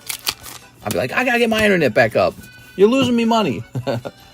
Did you ever order from the Pokemon Center official site? I did that a long time ago, and it was so awful, dude. And I never did it again. There we go. Did that a long time ago, and I hated it. The site could barely work. It's like the site couldn't handle the amount of people that were on it. Javier Arroyo. Ah, there you go, Mr. Javier. I really like that one. What was that one called, actually? Oops. Oh, let me escape. This is called GBA Snowland. All right, we're listening to GBA Snowland. Do do do do do do do do. Scooby dooby doopy doo dooby doopy. God, I love ad blocker. So good. All right. Javier Arroyo. Knives are fun to use. I once sold a cable modem that was supposed to be brand new, and it was activated at someone else's house. What? I've seen cooks fight in the kitchen. I'd throw rolls at the waitresses. Thanks for the idea. Market looks like it's shaking off the 50-point rate reduction. Futures are looking nice and green. Yeah, I have a little bit of money in the stock market. Not as much as you'd probably think. Let me see. Let's see how the overnight market is doing. The 24-hour market.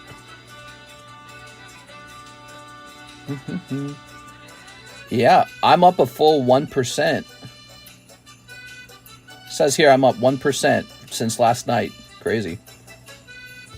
Okay. That's nice. Mister's all in on Dogecoin. So, next up, that's not good for Donald Trump. He wants the market to collapse. The market collapses, he does better. Danny, say no more. He says, PSA my 2 Lord of the Rings checklists. Yeah, you got 2 of them? You gonna share? I need one.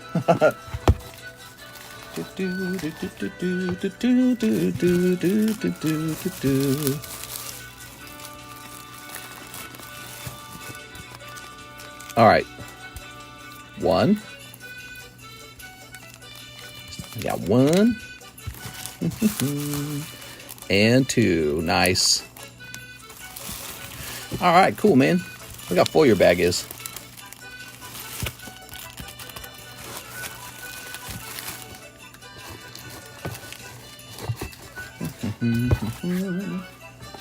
Wow, these are some hot pulls from the Lord of the Rings packs, guys. So even if you don't pull like one of the signatures or one of the cloth cards, you can pull this checklist card, and it's really nice. Ooh, yeah, that looks nice, man. Beautiful. Oops. What the? Economy miraculously recovers 2 months before the election. How odd. You never know. It might just be the regular economy. When it comes to the economy, people don't mess around. It's money. People don't want to lose money just for a political outcome. There are.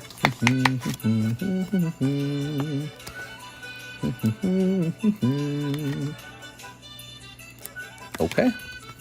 Yeah, I saw some people speculating that the Federal Reserve is only dropping interest rates to try and help Kamala Harris. And I was like, well, I mean, they've been predicting that they were going to drop the interest rates this whole time because of inflation going down and unemployment going up. So it's not like a surprise.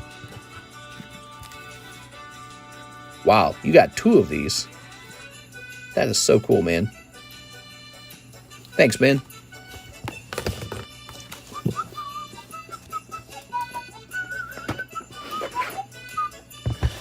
All right, put this in here. Thank you, Mr. Danny. Post Malone paid $1 million for the 1 of 1 card. Yeah, I saw that. Crazy news. Here's Sarah Aura. Here's Chopper, the Battle of Alabasta. Here's a brand new card to the table. It is vintage Pokemon Aquapolis Hypno. How nice. And here is the checklist. And here is base set Pikachu. Wow. I think I'd like to hold on to the Pikachu. There you go. He might make a good break in a minute. Roger Gray, 2 Rick and Morty Season 1. All right, Rick and Morty Season 1.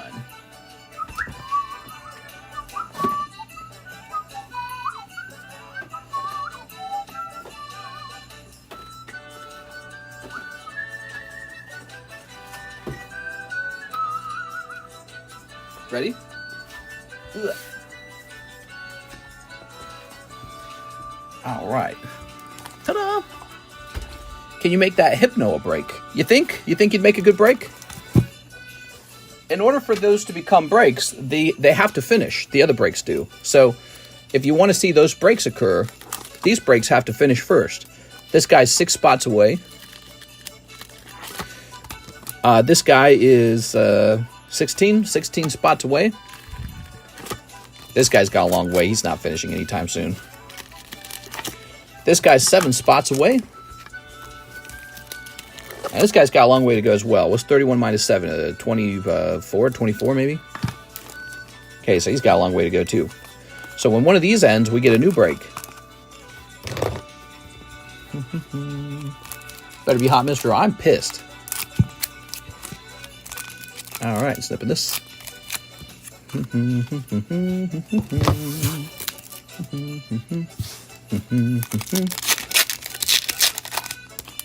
All right.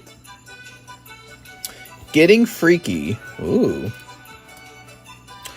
Under the influence. Lung liftoff. Megatree. Yeah, Megatree looks like some kind of genitalia or something. Gonads. Okay. So this is some kind of pop-up, and it's called the Megatree.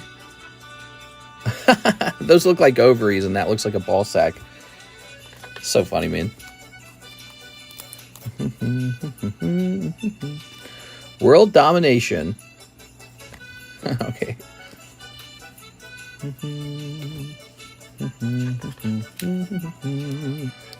We are. Okay, set that there. All right, this is the pack with the signature in it you were asking for. Here's family. Great moments with Ruben. Oh, don't look. Hey, Roger, I think we actually did pull you something nice. All right, what do we get?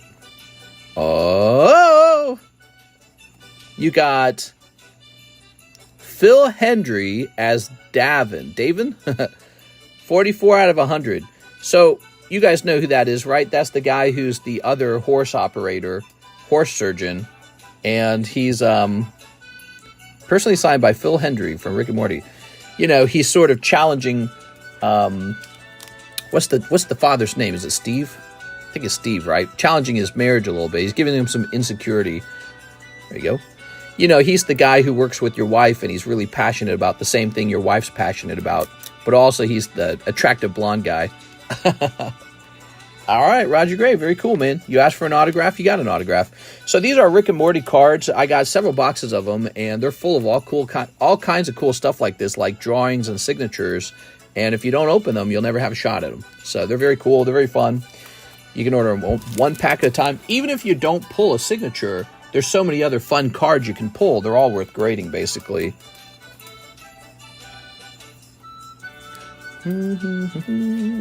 Jerry, not Steve. Jerry, thank you.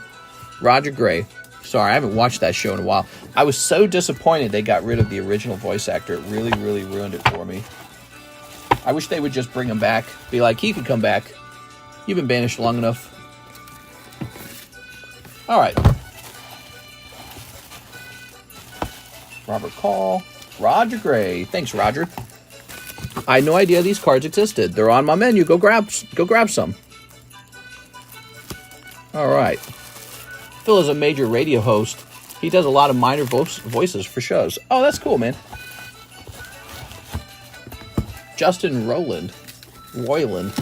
Bring him back.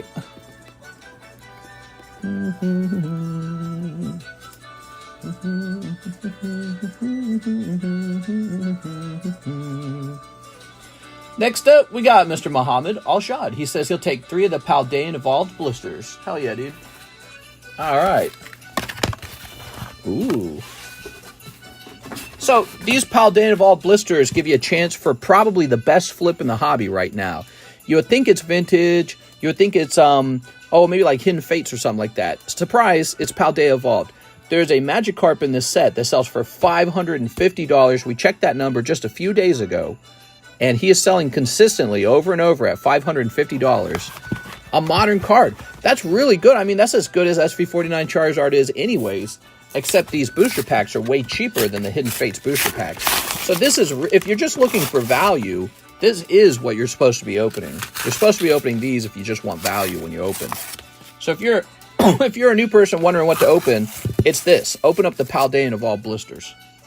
This is it. All right, you also get this bonus little card, the Tinkatink. Did you read Diddy had over 1,000 bottles of baby oil? Yeah, that's effing freaky, dude. It's messed up, man. It's all these normal people in the United States, and he's living like he's from the Quagmire from that one Black Mirror episode, San Junipero. Remember that? I thought that was really astute. Did you guys watch that episode of Black Mirror called San Junipero? I thought that episode was really good. All right. Time to change music. He's a weird piece of crap. Hey, you can't talk about Diddy that way. Diddy didn't do it. All right. How about you guys? Have you guys watched Black Mirror? Netflix Black Mirror is some of the best shows to watch on their platform. Karis and I, it's like a whole marathon for us when new episodes come out. We love Black Mirror. And they released one of our favorite episodes ever. It was called San Junipero. We love that episode. And, it's the plot of it is that when you get really old, they upload your consciousness into like a virtual world, and life goes on in a sort of paradise. And so that is the plot of San Junipero. I won't spoil much more, but there is this point where there's this area that people go to where the sort of like pleasures are sort of like super extreme and weird. And the concept in the story is that when life is truly paradise, you're not happy, your need for dopamine increases. So, and at some point, you have to get weirder and weirder to experience the same highs. So in a world where you get everything you want because it's all a simulation, you have to be stimulated with weirder and weirder and crazier things.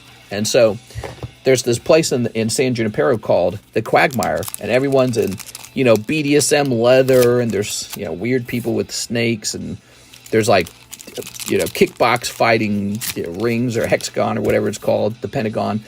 And so it's this super extreme area. And I thought that's a really interesting observation. Kids start off so pure and innocent, and then as you become older as an adult, you have to watch crazier and crazier things to sort of like feel the needle move. Like, oh, wow, that was really shocking. You know what I mean? So as we lose our innocence, you have to get into something harder in order to enjoy like the exciting feelings that you used to be able to access right away. And so it's like any drug almost, the way dopamine works. So I thought that was a really great observation. Very smart. Here's Tauros, and it kind of explains some of human behavior a little bit, right? Here we go, Rabsco. Since you work 365 days, you need to watch Workaholics. Yeah, well, this year it won't be a true 365 days, but it might be more like 350 days.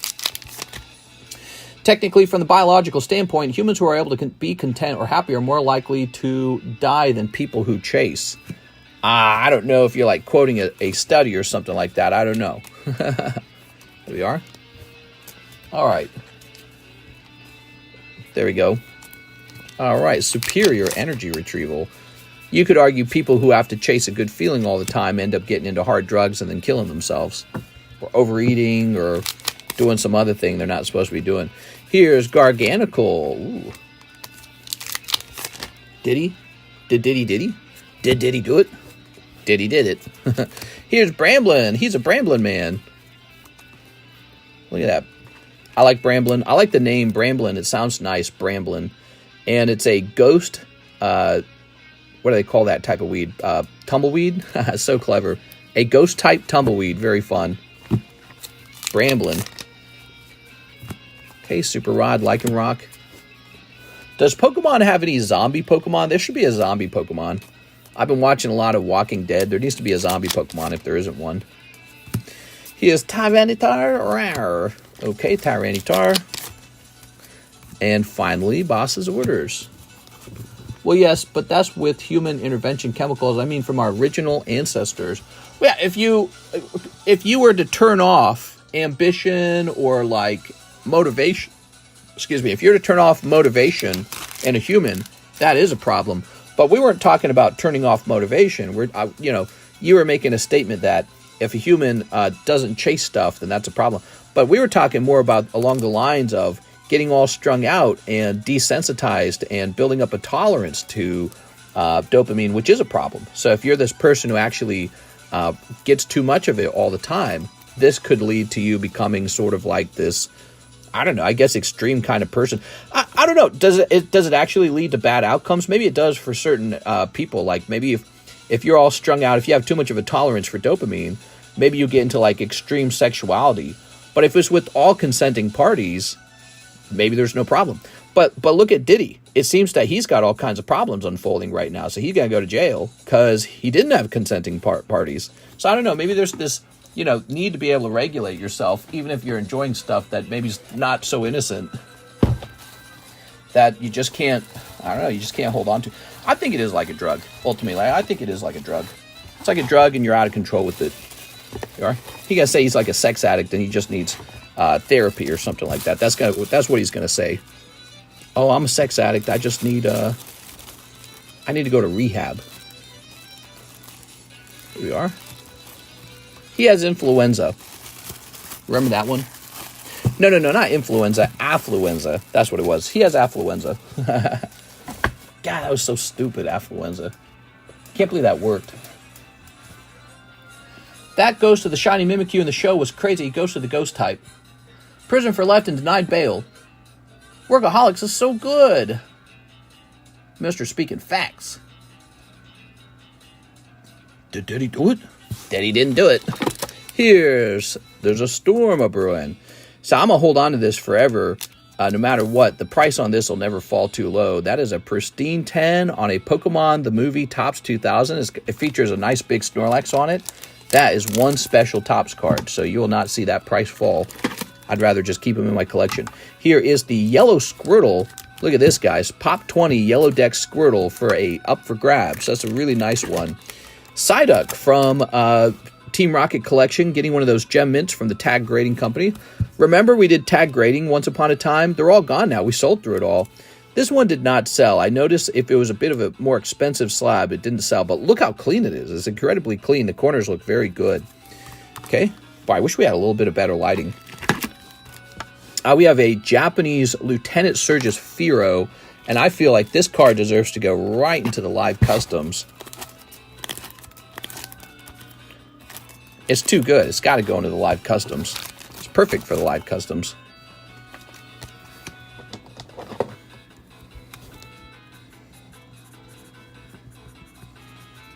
Firo -10. All right. I just need some holos now. Let's grab some holos from over here. Thank you for all your donations. They help.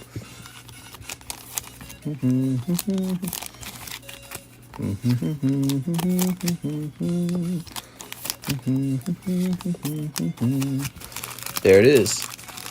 I love all your cards. Amazing collection. Thanks, man. Appreciate it. All right. Toss that in there. So that is now in the live customs. And one day you guys will run into him.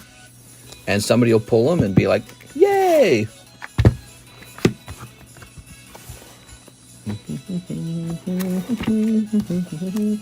I can't add any new cards to the Holo Shuffle because the Holo Shuffle slab box is actually all the way filled.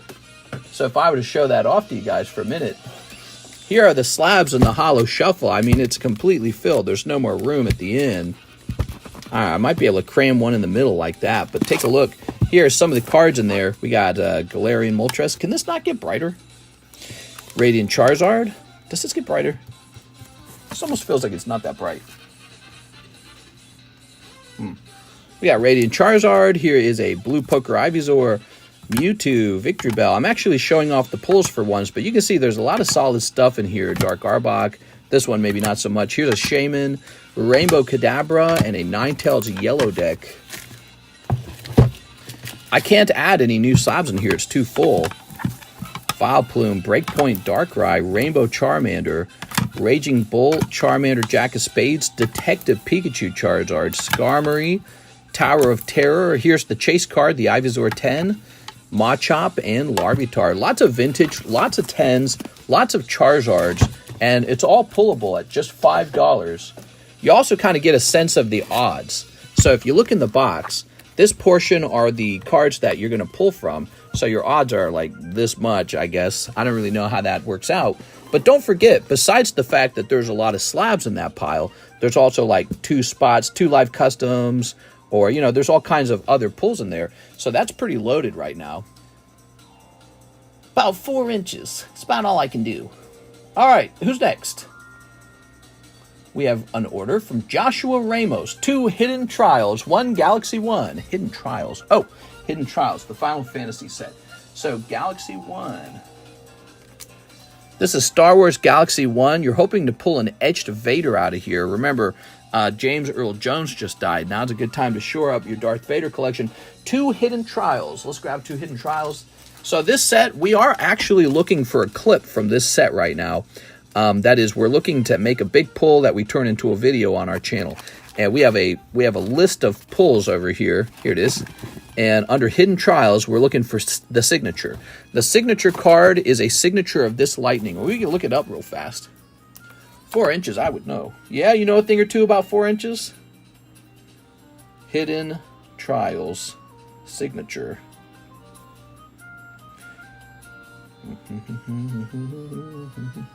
So there it is. This is it. We want this guy right here. Looks like this.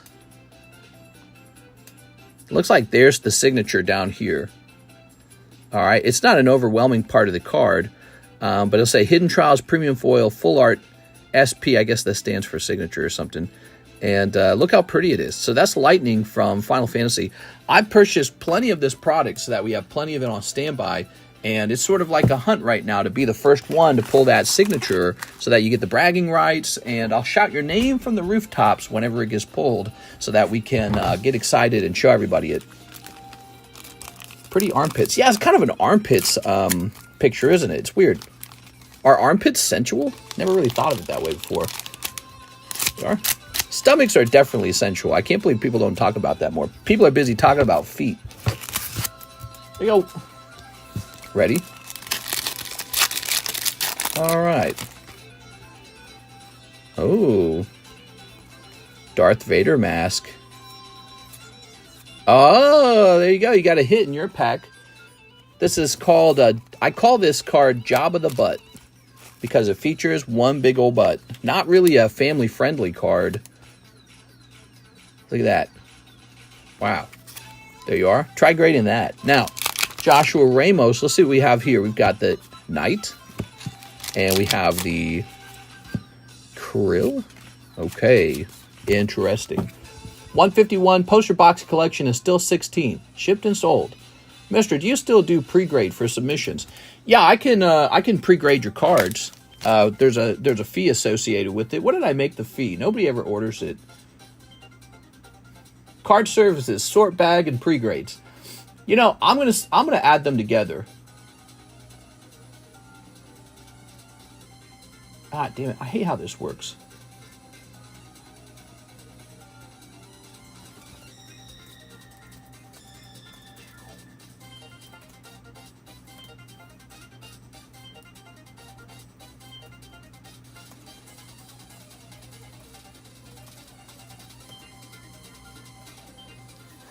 All right, so sort bag is $5 per bag.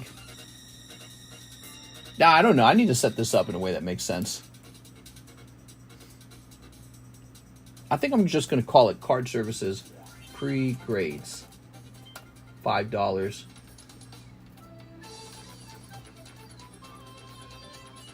And then bag sort.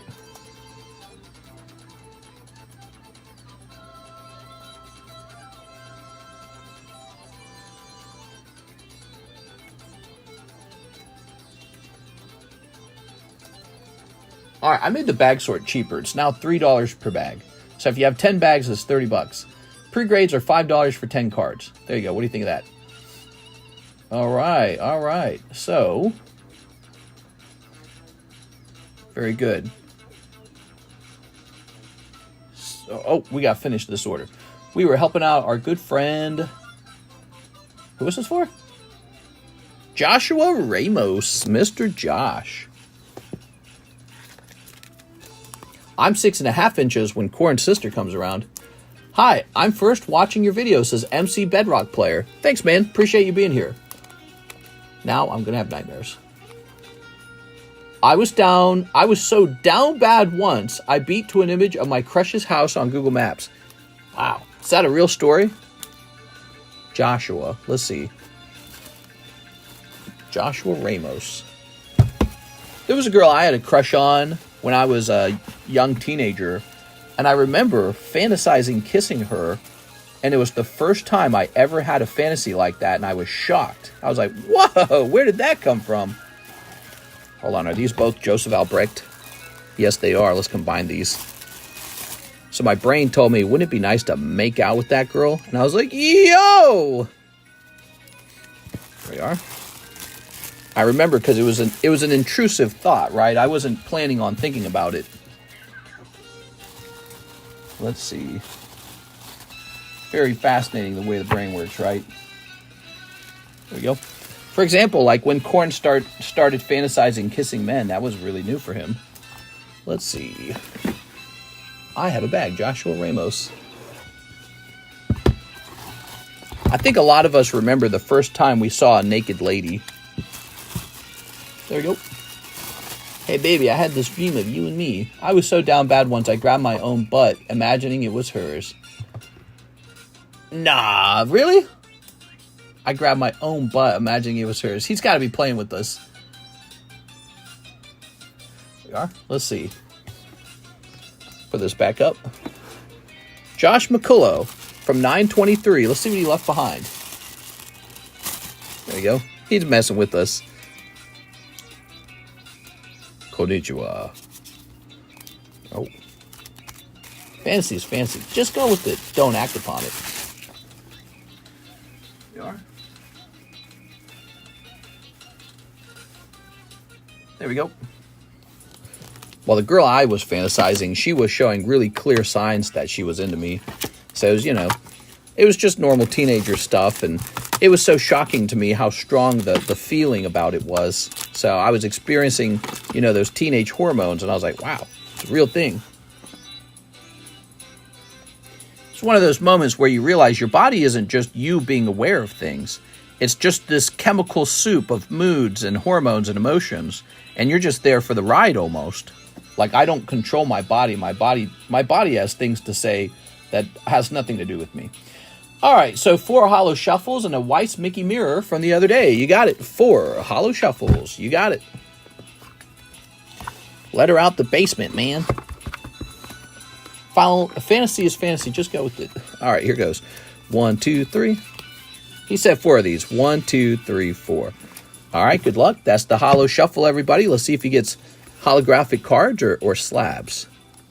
You got holographic cards. I'm sorry, man. That's a rough round in the Holo Shuffle. Now, let's go get that Mickey Mirror. I'll be right back. School boring anyways. Yeah, it's pretty boring. Some school is interesting, but a lot of it's boring.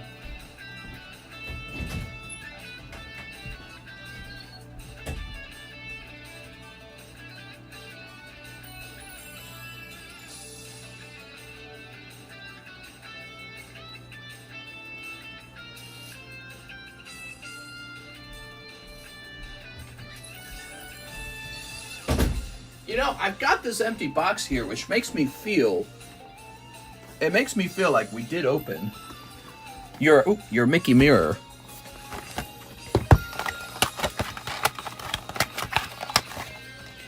Okay, throw that away. What's the name of your boxes, Michael? Michael, let's grab your bag. Ugh. I just like to know if I truly messed up. Go. So, if I did already open the pack for you, it would be in here somewhere.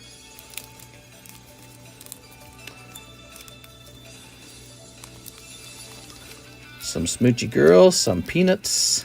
Nice. Looks like you've been opening a lot of stuff. I appreciate that, Michael.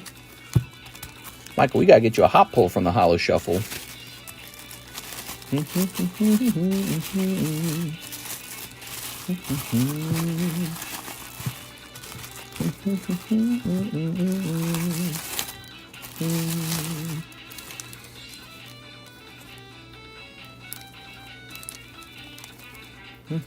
You know, I don't see it in your bag. Weird. All right, let's get that box open and open up some Mirror Mickey. It's Tammy Lowe. What's up, Tammy? How's life going for you today, Tammy?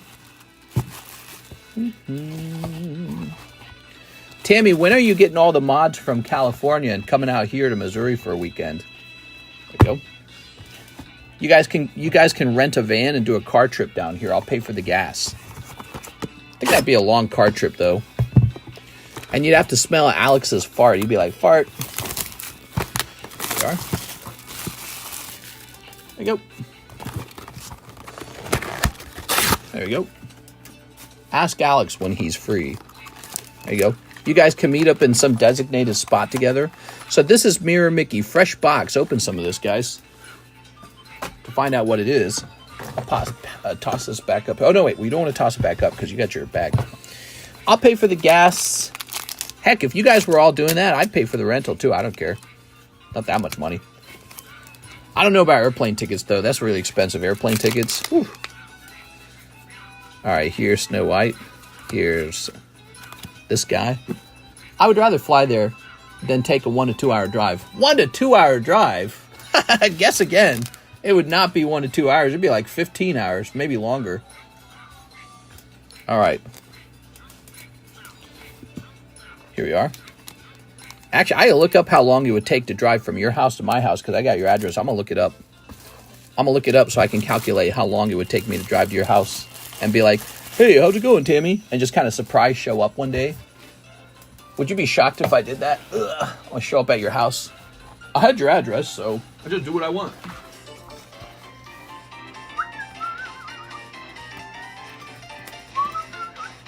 Guess I'd save a little bit of money on your shipping. Alright, so give me a second. Directions. Enter starting point, my house, to your house. You ready for this? It'll be like 16 hours, I swear to God.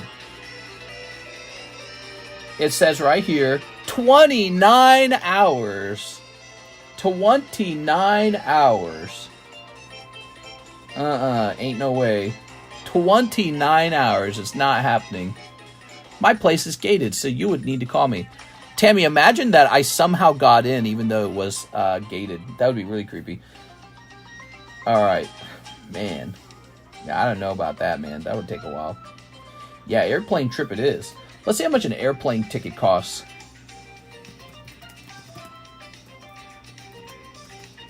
California to Springfield, Missouri. You ready?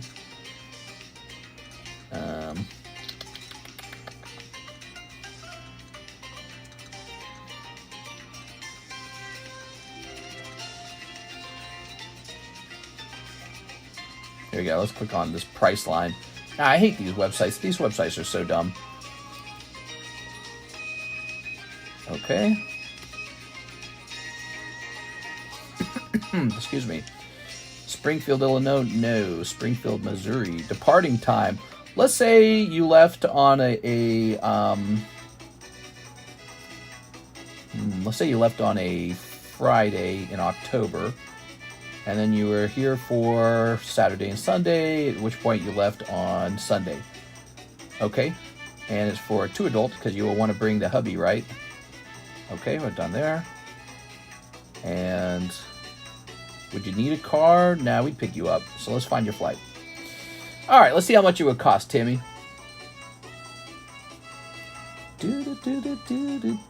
We're approaching 100,000. You know, I was seriously considering maybe paying for the mods to fly out here. Oh, a cheap and affordable $670. Damn, dude. $670. I don't know, dude. That's a lot of money. There we go. Man, just to say hi. Why do we live so far apart? Alright, I'm moving to California. Problem solved. All the problems are solved if I just move to California. Maybe you hang out all the time. Yeah, I don't know, man. Whew. Cheapest I see is $250 for middle of October. $250? I was quoted $670. How did you find that one that was so cheap? $250 is not that expensive. All right, here's Lindsay Pollard, 3 Sponge-Bobadoos. All right, Miss Lindsay. You found one that was $250? I didn't find $250. Flight prices are way too variable. All right. Not necessarily the best time to come out here anyways to Lake of the Ozarks. If you guys ever wanted to come out, the best time to come out is July. We were booked completely for July for our rental unit. Of course, then again, if you guys came down basically like right now in September, you could still play on the water on like a canoe, and the rental unit is empty right now. There's nobody renting it. 3 hidden trials. All right, let's get that signature. Yeah, I don't know. It's a 5 a.m. flight, though. There we are. I go on a 5 a.m. flight. 5 a.m., that's just like the end of the stream, basically. No problem. Mr. would hate California. Now, why would you say that? Why would you think I'd hate California? I like good weather. I hear California gets good weather, so I like good weather. There you go. I'd swim in it. I'm from Ukraine. Oh, yeah? Does that mean you're able to swim in cold water? Yeah, let's see. Sponge-Babadoo. All right, that's pack number 1. Packet number 2. Look at that, Patrick Star. There's a lemon. I like a good layover in an airport with a nice bar. I haven't gone flying since I was maybe like 15 years old. I'm 35 now. I'd like to go flying again. I like airplanes a lot. When I was younger, I used to do a lot with like, you know, remote control planes and paper planes, and I used to make my own kites. I used to try to design my own paper airplanes too. It was really fun. I'm okay with layovers, but I don't like layovers that's too early that lounges aren't even open. Oh, I see. Mister, we need Beetlejuice cards. Beetlejuice, Beetlejuice, Beetlejuice. Let's see. Are there Beetlejuice cards?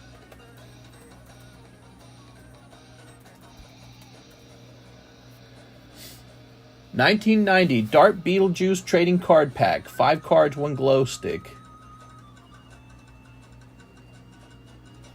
3 people have this in their cart. Really? I don't have any nostalgia for it. Yeah, I don't know, dude. I don't know. Miss Lindsay, let's find out if you pull the signature tonight. You could be the one. Here's Luso. Did you launch Toy Rockets as a kid? Yeah, actually we did. We had educational Toy Rocket kits. Here's Grahatia. There we go. Educational Toy Rocket kits. We had ones that were made out of non-flammable, materials. So that would be like the like menthols and diet or Coca-Cola or whatever. And then we had ones that were air powered, and then we had ones that were like firework powered. But the idea was to educate on the idea of rockets. My dad was all into that stuff. He loved that stuff. Here's Miss Lindsay. Lindsay. Thanks for the order tonight, Lindsay. What would we do without Lindsay, man? If we didn't have Lindsay, I don't think we would have made it through the long winter. You know. Let's see. Oops.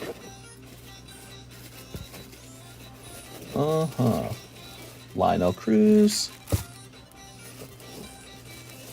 Luis Rodriguez.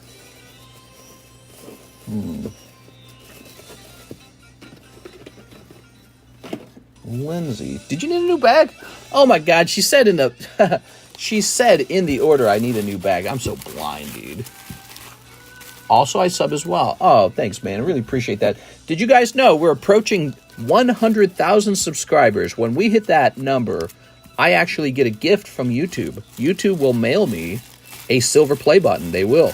And not just that, but we're going to do a gift for you guys. I'm going to do a $5,000 giveaway when we hit that number. $5,000 when we hit 100,000 subscribers. There we go. And then I can die happy. I'll be like, I did it. There we go, Miss Lindsay. I can start my 3rd YouTube channel at that point. You can send me the play button. Yo, no way, dude. Hanging that up on the wall. I should hang up both of them. All right. We're pretty close. Hathim, 5 Hidden Trials, 10 Paradise Dragona. We're approaching 91,000 pretty fast. We got a steady pace going. 1, 2, 3, 4, 5, 6, 7, 8, 9, 10. All right, there it is. And 5 Hidden Trials. Hidden Trials is a top seller for us. This set right here. 1, 2, 3, 4, 5, 6. We have sold case after case of this. Because not only could you pull the signature lightning, you can actually pull a regular lightning, a full art regular lightning, and that's still a hot pull. That's still a good pull if you manage to grab it. Okay, you ready? Yeah, we gotta get that play button, man. There we go.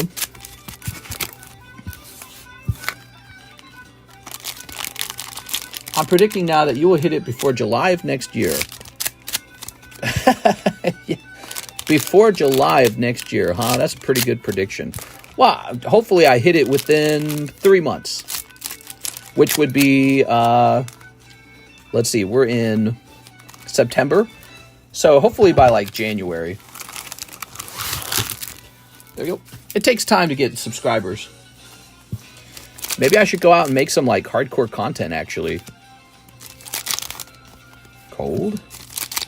Yeah, maybe I should go open some actually expensive product. I'm thinking about it.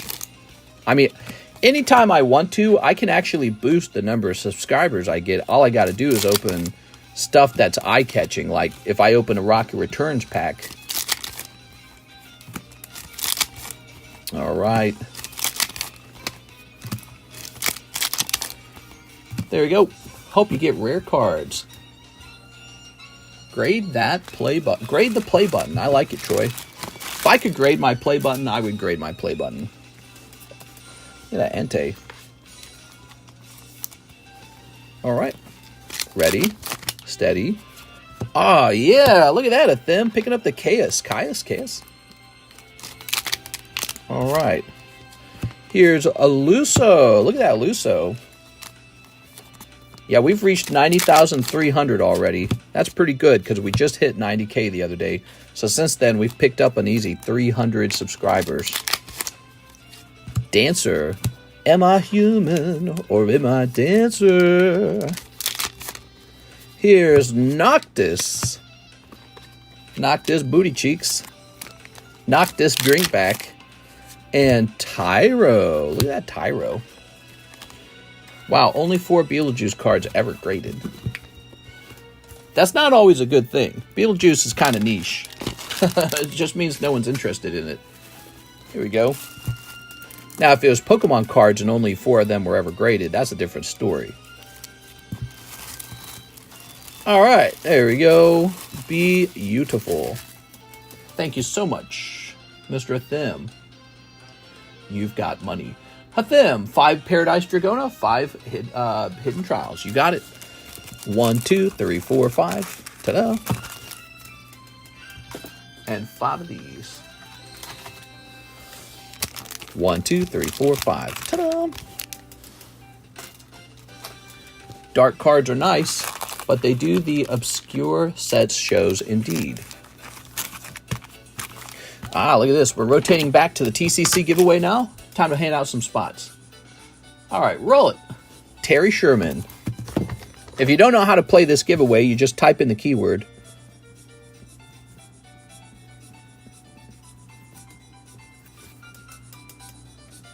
Hobo Cage Fighter. That's Elijah Martinez. People who have been in this channel for a long time, they know how to play. So they're good at it by now, and you tend to see their names in here a lot. Maverick R.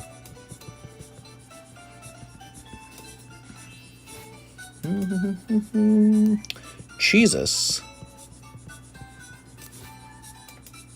Puzzles are hard. We need to do some giveaways for the members, just as sort of like, you know, a gift. Mark Lombardo. Mark's pretty new. Mark just joined our group, Shockwave. By the way, if you've joined our group and you could see yourself coming back to these streams over and over, be sure to pick up the membership, okay? The membership's $2 a month, and it helps everyone know how long you've been with us. And so, you know, some people have been in this group for like almost 5 years now. That's how long we've been going. And so if you're going to be here for a while, which you might be surprised, you might probably think to yourself, no, I'm not going to do that. But you might surprise yourself. You might be like, oh, I actually ended up hanging out with these guys a lot. It's a good idea to get started on that membership so that you can show your, basically, your, like, seniority. There we go. Snipping this. Snip. So I don't know if you guys have thought about that, but it's not that much money. It's $2 a month. And the prestigiousness of having, like, one of those older Pokeballs really sets you apart. Here's Noel. Marshall says, you get stuck here. Here's Ninja. Also, if you've been here a while but you never started a Pokeball, you should start one now anyways, because you never know. You might be here another 5 years. Why wait to find out? Here's Jesse. There we go. This is an enjoyable group. You got people that have been here a really long time, mods that have been here a really long time. I've been YouTube live streaming for...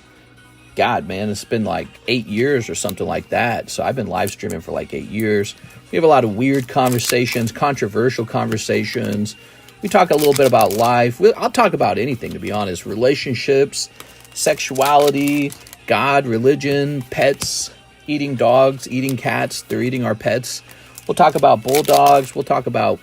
One thing I talk a lot about is money. I like money and finance a lot, so we'll talk economics. But we'll talk a little politics every now and then. Especially right now, we're in an election year, so you hear a lot of politics right now. But we'll just talk about what's in the news. We talk about the news constantly. There we go. All right, lovely. Not the pit bulls. They're eating the cats. They're eating the dogs. All right, Mr. Hathim.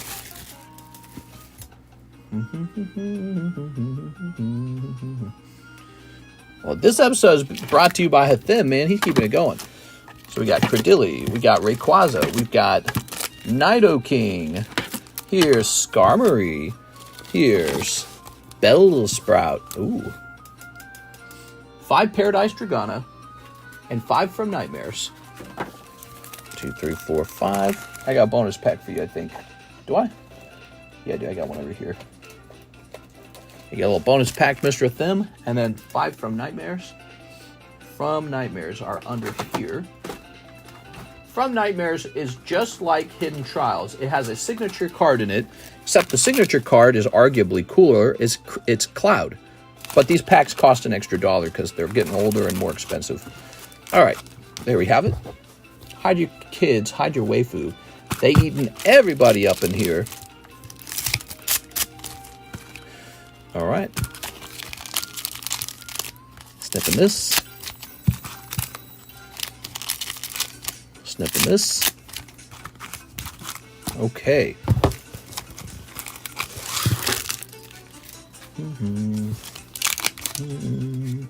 Sin. Don't commit sins.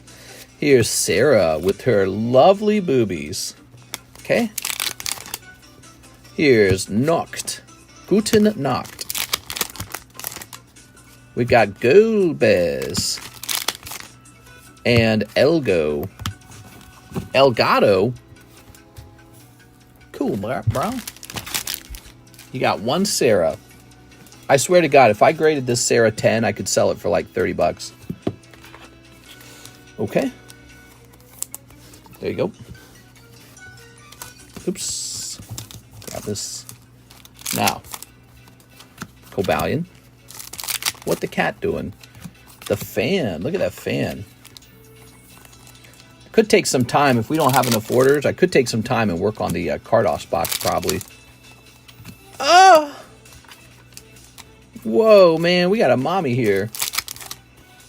Oh, Latios too. Nice, dude. Paradise Dragona. We have not pulled the Latios yet. Who's going to pull the Latios? We need to step up and pull that one. Still missing. Cyclozar. I looked it up, by the way. This ugly mushroom is called Shinotic. This one right here. I was very upset when my favorite Asian restaurant was closed down for cat carcass found in the dumpster. For real? That was a real thing? That's not just a joke? There you go. It's not cat. It's chicken. Have you guys ever seen that Whitest Kid You Know skit? All right, hit them. Let's see. Hit them with an H. Oh, we've been grabbing your bag all night. I was thinking about that skit. All right. Ta-da!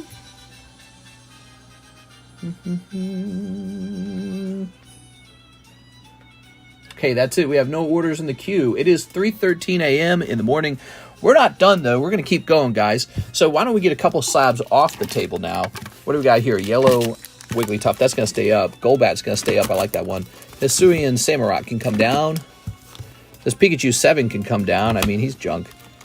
He would be good for the Holo Shuffle. Here's Charmander 10. He stay up. Frostmoth, he can come down. This can come down. Lotad can come down. No one's ever going to buy you Lotad. We'll take Garchomp down, sure. Sure, we'll take this Rhyhorn down. All right, they're going into the box on my left. No, we're not done taking slabs from the box on my left. My bad. Hold on. Gotta make sure we fully rotate out of here. So this is it. These are the slabs you haven't seen yet. Tentacruel 10. Nice. Mickey Mouse 1, $100. Porygon 9, a cheap $80. Flareon 9 for $55. We got Topps Movie Edition Stealing Pokemon. Here's Poliwrath Yellow. Ooh. Magikarp No Rarity 5. That's a high grade. Here's Machamp 10 for $90. Scyther for $75. And Yveltal for $10. There we have it. Here's an order. Justin Sutton. Any Umbreon slab, says Lamange. You know, Lamange, wouldn't you know it? Everyone seems to buy those. They're all gone. 1, 2, 3, 4, 5. I could fill the table up just with impressive slabs to show off. Just to make the table annoying.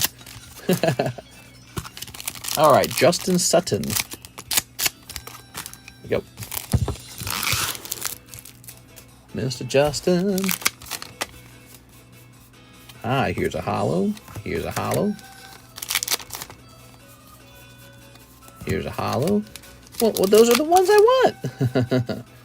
Here's a holo. Hey, girl. Oh, yo, eye patch girl is kind of hot. A girl with an eye patch. How'd she poke her eye out? All right, Chainsaw Doggy. Barf. Reverse happened here a while back. Older fat guy with cats wasn't seen for days.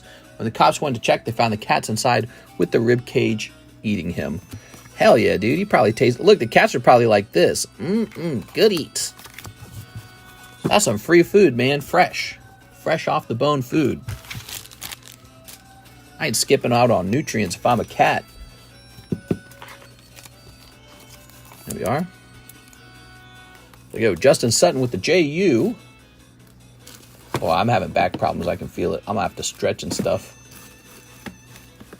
Cats will eat their owners, and dogs will lay and die alongside them. I'm pretty sure that's not true, so let me prove that wrong.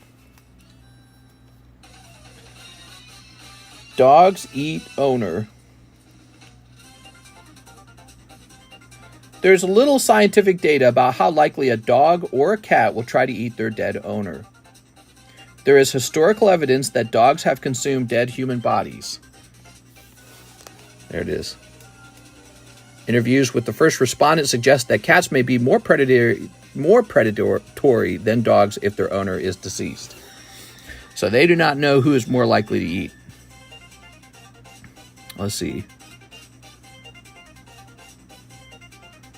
One thing I've never heard about for sure, I've never heard of a cat killing the family or killing the baby. Well, I bet maybe there is probably a case of it somewhere, I bet, if you went looking. But, you know, you hear about dogs killing their own family all the time. I mean, I think it's pretty constant. You hear about the, what do they call it, like regicide or something like that? If it's long enough, any animal will eat a carcass. I mean, to survive, we would eat a dog to survive. Let's see.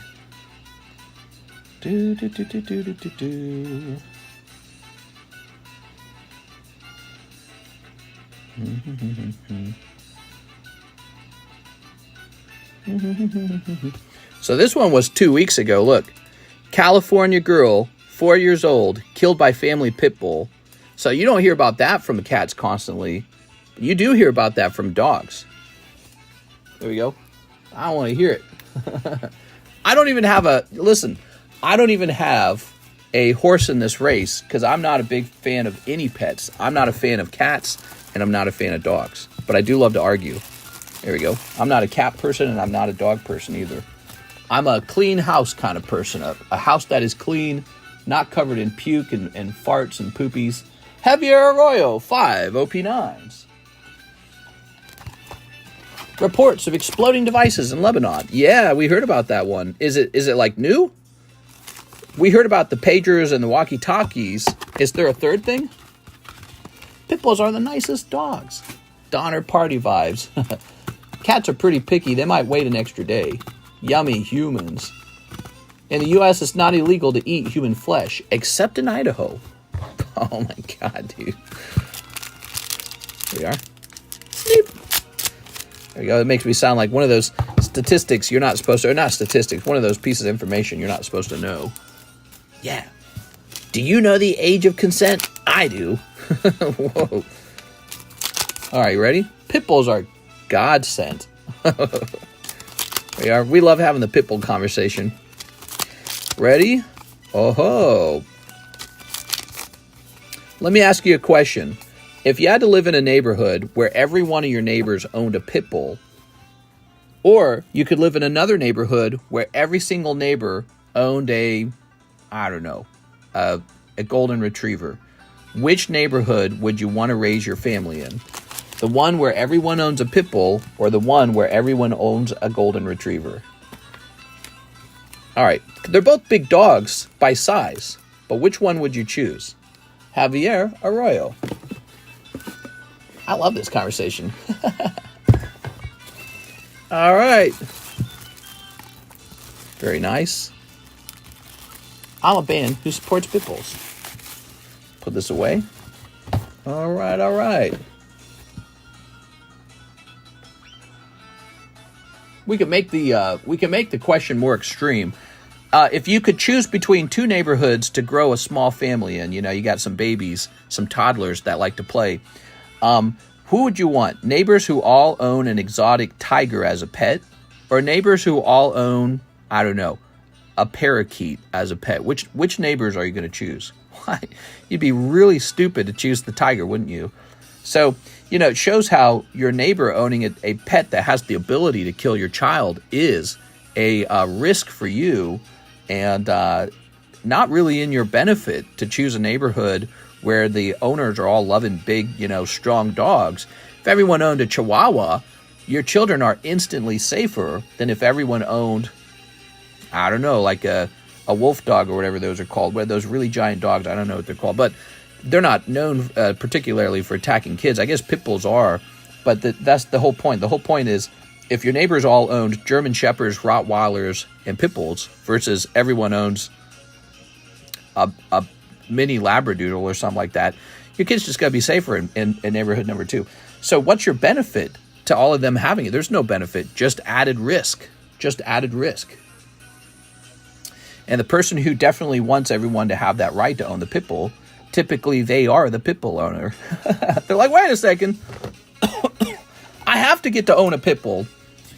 How would you impede my rights to own a pit bull? It's like, well, I don't know. Should you have a right to own a tiger? Would be a great follow-up question. All right, hut them. 1, 2, 3, 4. Does your neighbor have a right to own a tiger? Most people will say no. Well, because it's dangerous, right? Well, what if there was one breed of dog that did 50% of the maulings? And if you just outlawed one breed, your number of maulings would drop by 50%. So would it be unreasonable to say, hey, I don't really benefit from you having the right to own a pit bull. Maybe just own something else. Just own a golden retriever or something.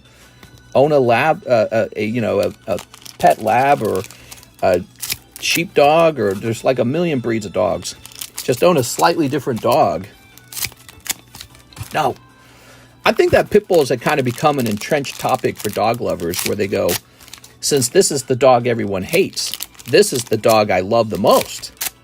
They get obsessed because it's a dog with notoriety, a dog with maybe a little infamy, right? Like this little girl who just got mauled to death by a pit bull 2 weeks ago in California. I hate little yappy dogs. Yeah, that's why they're banned in the UK. Oh, well, because a guy just died in the UK, was it this year or last year? He was protecting his mother from a pit bull, and the pit bull mauled him to death, and he was a grown man. He was like in his 30s, and the dog still managed to maul him to death. He was trying to protect his elderly mother, and in the process of protecting her, the dog ripped his throat open or something. So he died, and right afterwards, they banned him. Here's Jack. They're like, yeah, we've tolerated it for a while. But there had been pit bull attacks just before that, too. There you go. Portia. It's along the same exact line of thought as, should your neighbor own a bear? Should your neighbor own a lion? Should your neighbor own a chimpanzee? Should your neighbor own a tiger? So there's this particular dog that just has a really powerful bite. They're known for being a little aggressive, maybe because they were bred for dog fighting. That's the argument. I'm not saying it's right or wrong, but I'm saying that's the argument. But statistically, they appear to be the dog doing the most damage.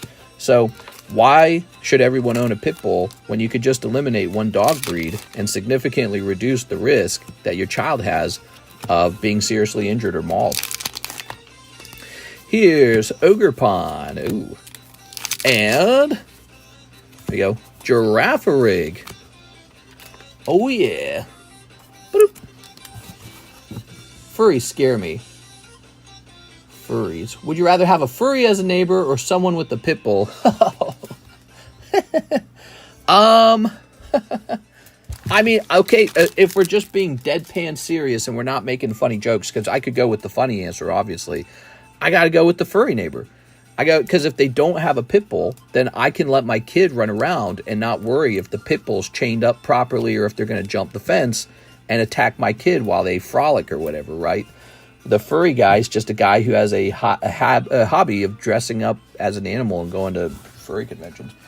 You know, it's a bit odd.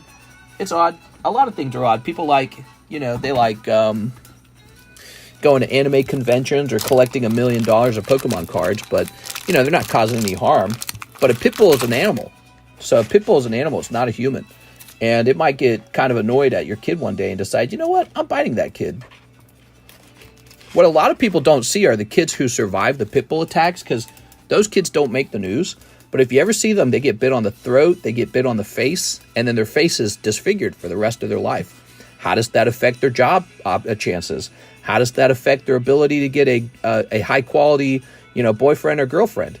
It could really play a big role in their life. One dog bite from your neighbor, not from your even your own family's dog. Your neighbor's dog jumps a fence and bites your child on the face. They live, but they got a screwed up lip, and now they look like a monster.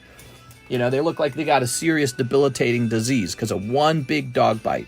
They got to have multiple surgeries for, like, facial repair. Like, dude, because one guy had to have a big dog. It's not great. It's not a great trade-off for you, for your neighbor to have the right to own a pit bull. You'd be better off if they didn't. It eliminates the risk 100%. All right. But that's a fun subject. We've talked about that to death in the past. It was a fun little debate. People get really offended by that one. They don't like that conversation. All right. To be fair, the kid living after a pit bull bite is a miracle. Well, I don't know. Here's a thim. Oh, man. This episode brought to you by a thim. A thim. Let's get you on the giveaway slab. A thim. 11, 12, 13, 14. All right, you got some extra spots here, Thim. Today's episode brought to you by Thim. 10 OP9s. 10 OP9s. Where are my OPs? There we go. I don't know if that's necessarily a miracle, but yeah, I mean, you could have your kid get bit on the arm or the hands, and the dog can ruin the muscle, and now your kid has no chance of participating at a high level of sports, maybe. So your son doesn't get to be the quarterback for his high school now. Your otherwise talented son has just had so much damage at the age of 5 to his arm. His chances of doing that are gone. All because your neighbor had to own a big dog, and it's their right to own a big dog. 3, 4, 5, 6, 7, 8, 9, 10. What about your kid's right to be able to play without fear of a big dog breaking the chain that's holding him or jumping the fence or whatever, right? Digging under the fence. I've seen that. There you go. For Twilight, the other people who are really at risk when a big dog's in the neighborhood are women and the elderly. The elderly just get wiped out by dogs for some reason. They get killed by dogs all the time. For Twilight. All right. The elderly do not mix well with the large dog breeds. All right, here goes. Machamp could take down 4 glizzies. No problem. All right, you ready? Not 4 glizzies. Snipping this. All right. Anyways, when you also look at the number of countries that have already banned pit bulls, it's this huge list of European countries. You know, like Italy, Germany, the UK's banned it now. All these countries have banned the pit bull. And what happens generally is it gets banned in the United States too. So like a city will ban pit bull owners from owning a pit bull. And they don't do it until a couple people get mauled to death. So first a couple people have to die, it inevitably happens, and then they ban it after people have died. Like, the pattern is already there. You could just ban it now instead of waiting for people to be killed. But it's not a popular thing to ban, right? It's this sort of like voter topic that people are not passionate about. It makes you look like you're a dog hater, makes you look like you hate freedom, you hate rights. So it's not a popular thing to do. So it's kind of crazy because you have to wait for some kid or some old person or some lady to get ripped to shreds by a pit bull. And then they go, hey, maybe we should do what like 80% of the world has already done and make this not legal to own because the average person is too stupid to own a pit bull. Well, and it might not be the average person. It might just be the pit bull, right? Like the pit bull has the power, the muscle, the jaw bite to kill someone. It's just, you know, it's like owning a tiger again. You wouldn't want your neighbor to have a right to own a tiger. Why are they allowed to own the dog best known for killing people? They're trying to ban them in New York City. The cuter the animal, the tastier. In one of the countries, they have them fight boars and tiger. The pit bulls don't win. Crazy. Mr. All Serious over here, and I'm just like, ooh, dark humor time. Chow are the only dog that's ever made me nervous or attacked me. Chow. You mean Chihuahua? Yeah, I've heard Chihuahuas are insanely aggressive and mean. But I mean, how much damage can they do? They got these tiny little bodies where they're just shaking all day. They got these tiny little teeth, tiny little jaws. If you put your face in their face, they could probably rip your lip, but you'd have to stoop down to them. So, I mean, they can't really do much. So that's the difference. It's just a physical difference. You could say Chihuahuas are more aggressive than a pit bull and bite more. It's totally different, though. When the pit bull bites you, you lose a hand. When the Chihuahua bites you, you punt it like a football and it goes, yep. There you are. Teehee sent a snipe order. Uh-oh. So if I get a pit, you won't come over? No, I'll still come over. One of my close friends, his name was Steven, he helped me, he provided me housing while I was in my senior year of college. And he was also a cop, but he worked in a prison, right? So whatever kind of cop that is. And he owned a pit bull and just a normal dog. It's just a dog, minded its own business, very playful, doesn't seem very unhappy. And that dog never bit anybody and died of old age. So, you know, I'm sure that's the experience for, like, let's say 99% of pit bull owners. But if you got 1% that goes out and bites a toddler, you know, out in the streets, they jump the fence. Well, the difference is if your Chihuahua got out and bit a toddler, the toddler's fine. But when your pit bull gets out and bites a toddler, it's over for the toddler. So that's the, you know, or an old person or whatever. But them. So again, that's what I'm talking about. I'm not necessarily saying, because some people, they make the argument that pit bulls are just more aggressive. But let's say even that's not true. Well, then it just comes down to size and bite power. They just got the bite power to kill somebody. All right, you have to establish dominance. All right, here we are. Yeah, you know, people who get killed by their own pit bulls, they're always saying they're experts at handling pit bulls. And then the dogs just decide to go crazy and kill someone that day. And there's, you know, and then they can't explain it. They're like, well, I'm a good pit bull owner. I'm one of the good ones. It's like, yeah, whatever, dude. It's almost like you can't predict this dog. You go, yeah, there's guys who are like professional pit bull handlers and they still get bit. How about the tiger owners? The tiger owners still get bit by tigers or lions or chimpanzee owners. You ever see that, chimpanzee owners? Chimpanzees are apparently super dangerous. They have like the strength of multiple men. And like the lady that got her face ripped off by the chimp, she's an example of why you might not want to own a pet chimp. Next up is a Them. 7 OP9s. It's all you, Mr. Them. Michael Vick is the best dog handler. 1, 2, 3, 4, 5, 6, 7. 7. I'm gonna give you a number 8. There you go. You're getting a bonus packs tonight. She wasn't even the chimp's owner. Yeah, that's what's sad about that story. It was her friend's chimp. And yeah, that's really sad.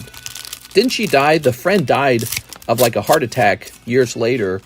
But the lady who got her face ripped off, she's still alive. So silly, dude. Yeah, chimps can't handle being a domesticated animal. They just can't do it. But maybe a lot of animals don't ever become truly domesticated. But like a house cat, what's a house cat going to do? Scratch you up, bite you real hard? You're going to live through that. They might poke an eye out at best. Cats aren't doing anything. They're scared half the time because they're so small. You get a big pit bull, he gets a big bite on you, they'll rip your fingers off. Here we are, if he wants to. All right, here we are, a holo. A holo. And a holo. You hear about those UPS drivers or mailman who gets killed by dogs, like a pack of dogs, that neighbors just let the dogs wander around. Crazy. What a crazy job where you could die to somebody's stupid dog. Yeah, I just let him roam around. He's cool. He's nice to people. Yeah, until they kill somebody, and then you're like, what happened? Well, it turned out he was a dog. Dogs are predators, so are cats. Dogs and cats are predators. They're not grazing animals like cows and sheep. Mr. Them. Watch out for your cats wandering outside. A flower crown on my pitbull beats your statistics. Oh, we are. Rottweilers are God sent too. Yeah. I remember Hibden Hardwood, the guy we would buy wood from when my dad ran his business. He had this big, gigantic sort of like shipyard full of unloaded tree trunks from like Mexico. And these tree trunks might have been worth like $500,000 because it'd be like some rare wood, right? And they're waiting to be processed. And he had like 12 Rottweilers just chilling out in that yard. He had all these food and water bowls, these giant nasty dogs with their ears cropped. And so you didn't want to cross that fence to try and steal the trees because you're going to get ripped to shreds by these dogs if you do. So he had like a whole pack of them. And I never forgot that. I was like, wow, these cuts of wood is like gold. And I experienced that now with Pokemon cards. You look at these Pokemon cards and it adds up fast. I mean, 30, 90, 100, 140, $220. Boom. With just one row of 5 slabs, $220. What? For some cardboard? It's like, yeah, it's really serious business, man. So, now I understand how that guy felt. He had inventory. He didn't want it touched. He didn't want it messed with. Next up, we've got Mr. Hathim. Look at this. 6 packs of OP9. Damn, dude. 1, 2, 3, 4, 5, 6. All right, we got 6 packs of One Piece for Mr. Hathim. All right, snipping this up. Sneap. What do you think, Hathim? Tonight's a slow night, huh? What is this, Wednesday night? We had a full 1-hour stream for the daytime stream. We didn't run out of orders over there. We had a full hour-long stream. But the nighttime stream, a little slow, huh? There you go. I may send my other card for grading as well. I'll be your guard dog for 19 hours. Real money for cardboard. There we go. Cardboard is the real money. Let's be honest. Oh, yeah, there you go. All right, yeah, you had to open those last 6 packs because the hit was hiding in them. Here's a Holo Buggy.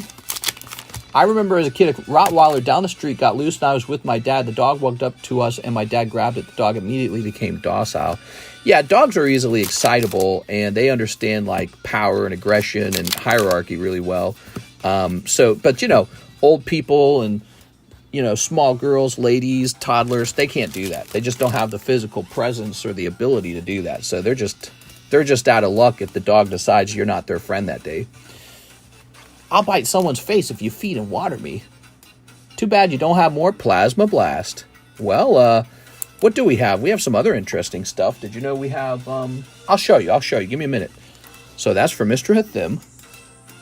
Nice, Hathim, you got the hit. Make some merch, mister. Cardboard is the real money. Cardboard is wealth. Cardboard gold. Let's rotate these. We got Victory Bell 9. Slowpoke 10. I'm surprised the Slowpoke 10 doesn't draw more attention. That's a good one. He's from check out the age. 1996. You know what else was from 1996? The base set. They're actually the same age. 1996, 1996. That's how old this poker card is. That's why he's such serious business. And then, it's just a nice, clear artwork of the Slowpoke. Graded 10. Yeah, it's a good price. I like them. Oh, I hate this song. Hold on. This is called Dolphin Shoals. Nah, dude, Dolphin Shoals sucks. Skip that one. All right, so let me show you something. So we got these, they're like semi-vintage, right? They're not like super old vintage, like WotC era. But we got some vintage types of cards over here. Let me show you real fast. So we've got Platinum Rising Rivals. And look, it's like a whole box of them. It's a whole box of them. It's not 3 packs. We got like a whole box to go around. We've got XY Phantom Forces. Now that's got a card in there that if it graded 10, it'd be like $6,000. Let's check that out. Nice full box, right? Here's a third one. Dragons Exalted. Nobody buys these. This really high quality stuff. Look, Dragon's Exalted. Look at that box. All right. We even have some Cosmic. So you can open up a cheaper pack of Cosmic. I think it's 30 bucks. You got a box of Cosmic here. Maybe a little less than there. All right. So there's options for more expensive booster packs. If you guys want the expensive stuff, we got it. Here's one of my favorites. If you like packs that are a little more on the expensive side, but not too crazy, this is one of my favorites. Roaring Skies is one of the best. I like it because it has so much potential. There's so many Rayquazas to pull out of that set. And those Rayquazas go for good money. So there's a chase Rayquaza, but there's also a lot of smaller chases, and they're all worth it. They're all a big flip if you pull any of them. How much do the Platinum go for? So the Platinum's pretty pricey. I think it's the most expensive one here. Platinum Rising Rival has really impressive reverse holos in the pack. So even if it's a light pack, you're going to get something out of it as the reverse holo. And the cards in this set just look outstanding. Maybe I'll make a video myself opening a pack tonight for TikTok or YouTube, because I got to get to 100,000 subscribers. And so I had to start opening the cool stuff to get subscribers faster. All right, hold on here. Close the secret menu. Let me look at it on my laptop. Excuse me. So this is listed under the secret menu on the older card sets, and the Roaring Skies is a $27 booster. That's pretty affordable, actually. And when you think about the age of it, it's really not bad. $27 for a pack that is from 2015. So this is 9 years old. That's 9 years old. That's really quite old at this point. Cosmic is also really expensive. Cosmic is 38. So this is maybe like 5 years old. Super popular Cosmic has a lot of alt arts in it that are very impressive. It also has some girl cards in it that just go for tons of money. Now, Fan of Forces is $103. Now you're really getting into some expensive stuff with Fan of Forces. This set has a Gengar, and it's got multiple Gengars in it, but it's best known for the Silver Dialga. I don't know what the cheapest Silver Dialga is these days. Let's see. Silver Dialga is real expensive.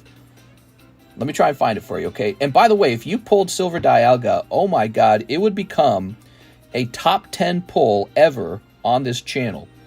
You know, we have like best pulls that have ever happened. It would quickly become one of the best pulls that ever happened on this channel.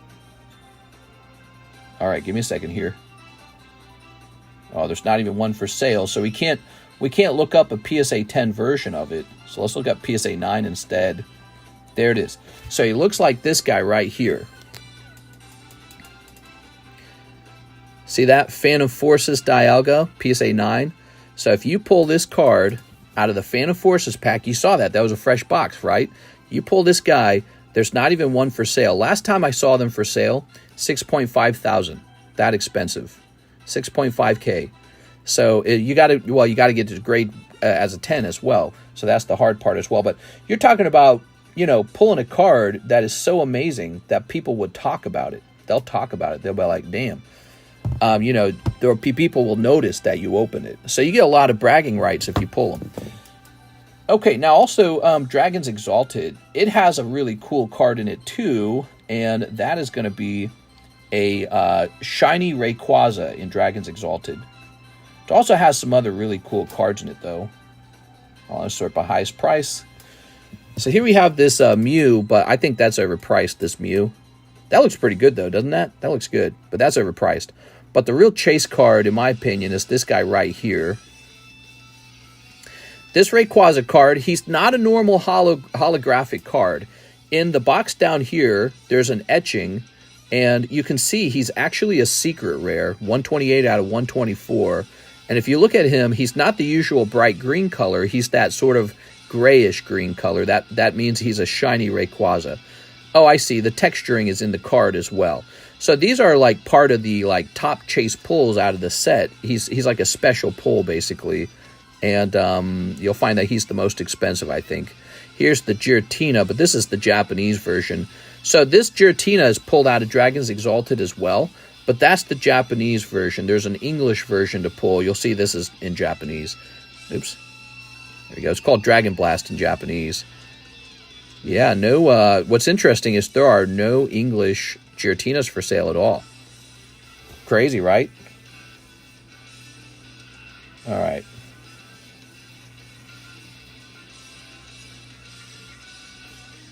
Wow. Look at this card. This recently sold for $300. This is from Dragons Exalted. It's Shedinja, right? Graded 10. And it went for $300. That's sold. It's just a reverse holo. Look, see? This sold too, apparently. Ampharos. Ampharos holo apparently sold for $300. Just a holo. So, yeah, there's opportunity in there if you can get a good grade. That's the hard part, is getting a good grade. So, if you open it, you might get a good pull even, but it might not grade 10. So, let's see. That's going to be under Pokemon Vintage, right? Black and White, Dragons Exalted, 160. I might open like a whole box of this or something in order to get us to 100,000 subscribers faster. Now, Platinum, this is really expensive. This one's $280. Man, I need to host some breaks on this. I could do some breaks on this. This would be $28 a spot. And there's some very cool cards in here. So I wanted to show this off to you guys because we just finished opening up a Plasma Blast pack, and it had some great pulls in it. It was a $100 pack. Here are some similar styles of packs in the same price range. This one's actually in the price range of a true vintage pack. I might take this one down, and it might be breaks only. And then over here we got Roaring Skies and Cosmic. Pretty cool stuff. I might leave this up here to show off to you guys more often. All right.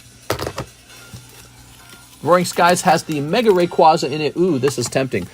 I have said many times, one of the best XY era sets to open by value is Roaring Skies. Because it's like Rayquaza, and then some other nice supporting cards in the set too. Really good reverse holos. I'll look at the reverse holos in this set. I mean, here, I'm going to show you guys. Actually, somebody in the queue. Hold on, somebody's in the queue, aren't they? Oh, Hathim is. 5 from Nightmare. All right, let's take care of this. I've showed this off many times. XY era Roaring Skies is one of the cheaper XY era sets, yet it has such good cards in it. Only 55 silver Dialgas and a PSA 10. Yeah, there was one for sale for $6,500, and I didn't buy it because I thought that was too high.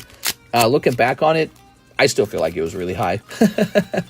It's a lot of money, $6.5. But there's none for sale now, which means they've either moved it off of eBay or they've sold it, one or the other. If they sold it, that's really impressive. You want this Maya? She's looking kind of hot. Here's Barrett. Rayquaza is a best noodle snake. Here's Bart's, Une. We got some cool stuff on the menu. You just have to know how to understand the menu. Here's Animist. Most people just look at whatever other people are opening, and that's what they open. They don't really explore the menu, you know what I mean? Like, if you look and you see Merlin 1, Merlin 2, what does that even mean? The Merlin sticker packs are very cool. I'm going to be sending out... I got my Merlin sticker box to the side. I got a box just for me, and I'm pulling the stickers out. I'm going to send them off to grade. Hopefully I get a 10 or 2. I bought the Roaring Skies Rayquaza in 2020 when I first heard about Pokemon for the first time since, like, 1995 or 1999.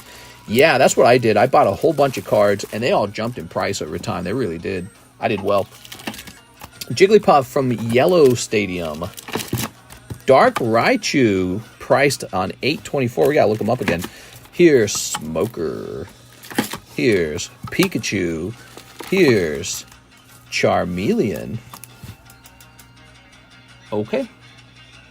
Tammy Lowe, you know what I want. 2 more boxes. Woohoo! All right, Tammy Lowe. Just get this torn up. Okay. We got these 2 boxes of Dragona.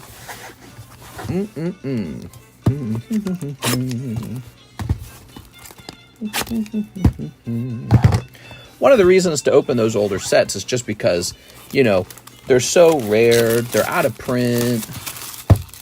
You can pull some really astounding stuff out of there. But the reason to open the latest set, like Dragona Paradise Dragona, is this is the cheapest this set will ever be. Right now, when the set's just fresh, you're looking at pretty much the cheapest prices you're ever going to get.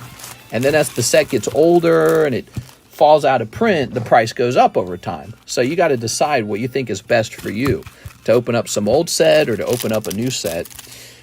Paradise Dragona's got some nice cards in it. It's got a Latios chase card in it. It's got a Lycia girl card. And it's got some cute looking ARs. I like the Skarmory a lot. Clobbopus looks cool. I don't know everything in this set, actually. I have not looked this set up, so there may be stuff I haven't seen yet. But there's a Latios to pull in here, and it's pretty cool. Reminds you of Team Up a little bit. And Team Up kind of went to the moon. If you guys remember Team Up got real expensive. All right. Pokemon ain't cool. Hey! Ready? Miss Tammy Low. All right, Tammy. Whoa, Tammy Low. Here's Flygon. Why don't we just let Flygons be Flygons? All right, some empty pack. Hey, there's Alex. Look at this Cyclozar. Alex, you're supposed to spend 24/7 in my stream all the time. Alex, tell us something that's going on in your life, Alex. Cold ones. Black Kyurem. He black. Boop. Cold. Here's an Executor. Cold. Oops. That's racist Pokemon. Who's a racist Pokemon? He'd been here for a while. I remember he said he'd go swimming in the cold water. There you go. Where's Cheese? He's not allowed to leave either. He has to be here all the time. I took Tim of work to go somewhere finally. You hang out with Tim? Does your girlfriend know? Here we are. Here's some cold ones. All right, here is Cyclozar. So you got the Cyclozar rainbow card. Braviary, Cyclozar SR. What's your chase card right now, Tammy? What are you going after? All right, here we are. Been watching you since 2018. Haven't seen you in years. Since 2018?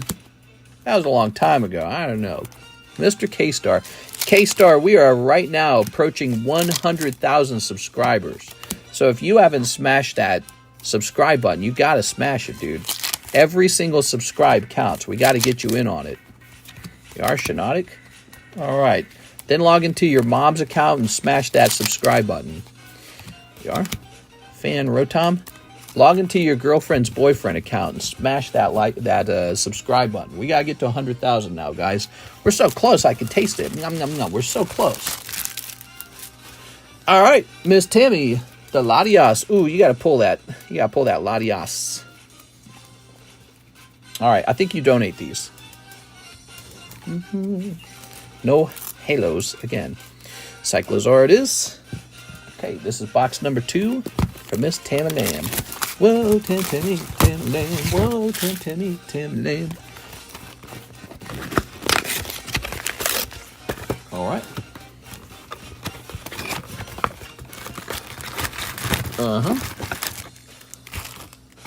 Okay. Okay, you know what I need to do to get to 100,000 subscribers? I need to use one of those old Quip's Feets thumbnails. I haven't done one of those in a long time. Okay. Oh. Back in 2019, you could open up 5 packs of XY Evolutions for 25 bucks. 5 packs, 25 bucks. Oops. And I would still make a profit on that. I would make an actual profit from that. That's how crazy cheap they were. All right, they have since exploded. Okay, snipping all that. Good. Okay, very nice. I remember you opening XY Evos all the time. Back then, we didn't think the reverse holos were worth anything, so I'd remove them. Back then, that was before the price changed. Everyone was just after like a regular holo Charizard. Oops, why was I sleeving that? Okay, you ready? Just a regular Holo Charizard. Here we are. Uh-huh. Don't lie, mister. Those were your feet pictures. You wish. There you go. Just buy those fake feet from Amazon and do photos. Okay. Oh, yeah. Look at that. I'm going to get like some cute girl statues and put them in the thumbnails. Okay, there's this. Watch a new season of MILF Manor. Never heard of it. We're watching Walking Dead. We're in season 4. We just got to the episode where Daryl is kind of traveling around in the woods with that one mousy looking girl. I think her name's like Beth or something. We are. And you think they're going to like get drunk and make out, but they don't. It's super disappointing. Karis was disappointed. Here's Flygon. The silicone feet are dishwasher safe. What? What are you talking about? All right. Oh.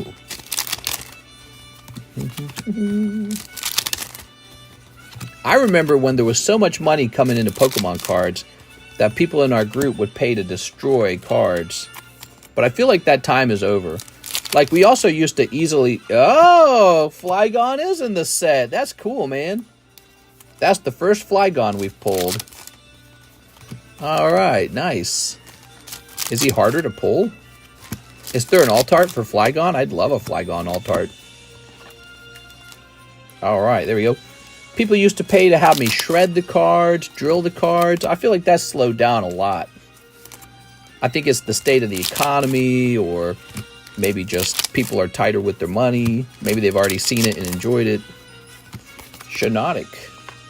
We used to have a charity card that could sell down too, but not anymore. Nobody contributes to it when it's up. A double hit box. Look at that.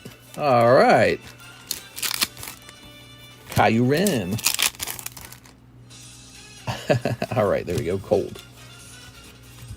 Kudos. Yeah, I need some feet, bro. Very nice. Miss Tammy. That is a nice double hit box. Makes it a little less frustrating maybe. But no SAR Latias. The frustrating part, Tammy, is it could literally be the next box has the SAR Latias. And now that you've had your two, Hathim gets to pop in and scoop it up. Not even a single Latios or Latias. No, wait, you got a Latios, didn't you? Was it somebody else got it? Here, I've been handing out some free packs. You get a free pack too. There you go. Oh, that's my last free pack. Okay. All right, you ready?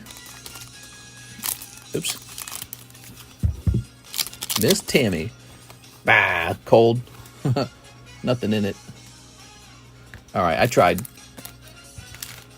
Not even one Latios. I'm sorry. A rough round. Cody did it have a halo. Supposedly the silicone feet are for jewelry display. Yeah, maybe displaying the family jewels. You know what I'm saying? Alright, here's our Tapu Bulu at $185. Charmeleon Rainbow 9. Yveltal 10.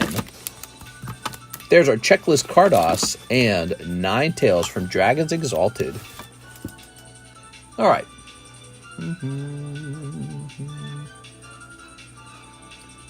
Woo-wee.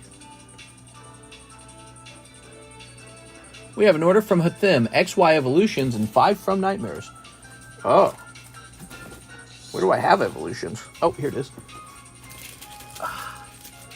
We actually have a whole box of Evolutions right here. There it is. And then he says 5 from Nightmares.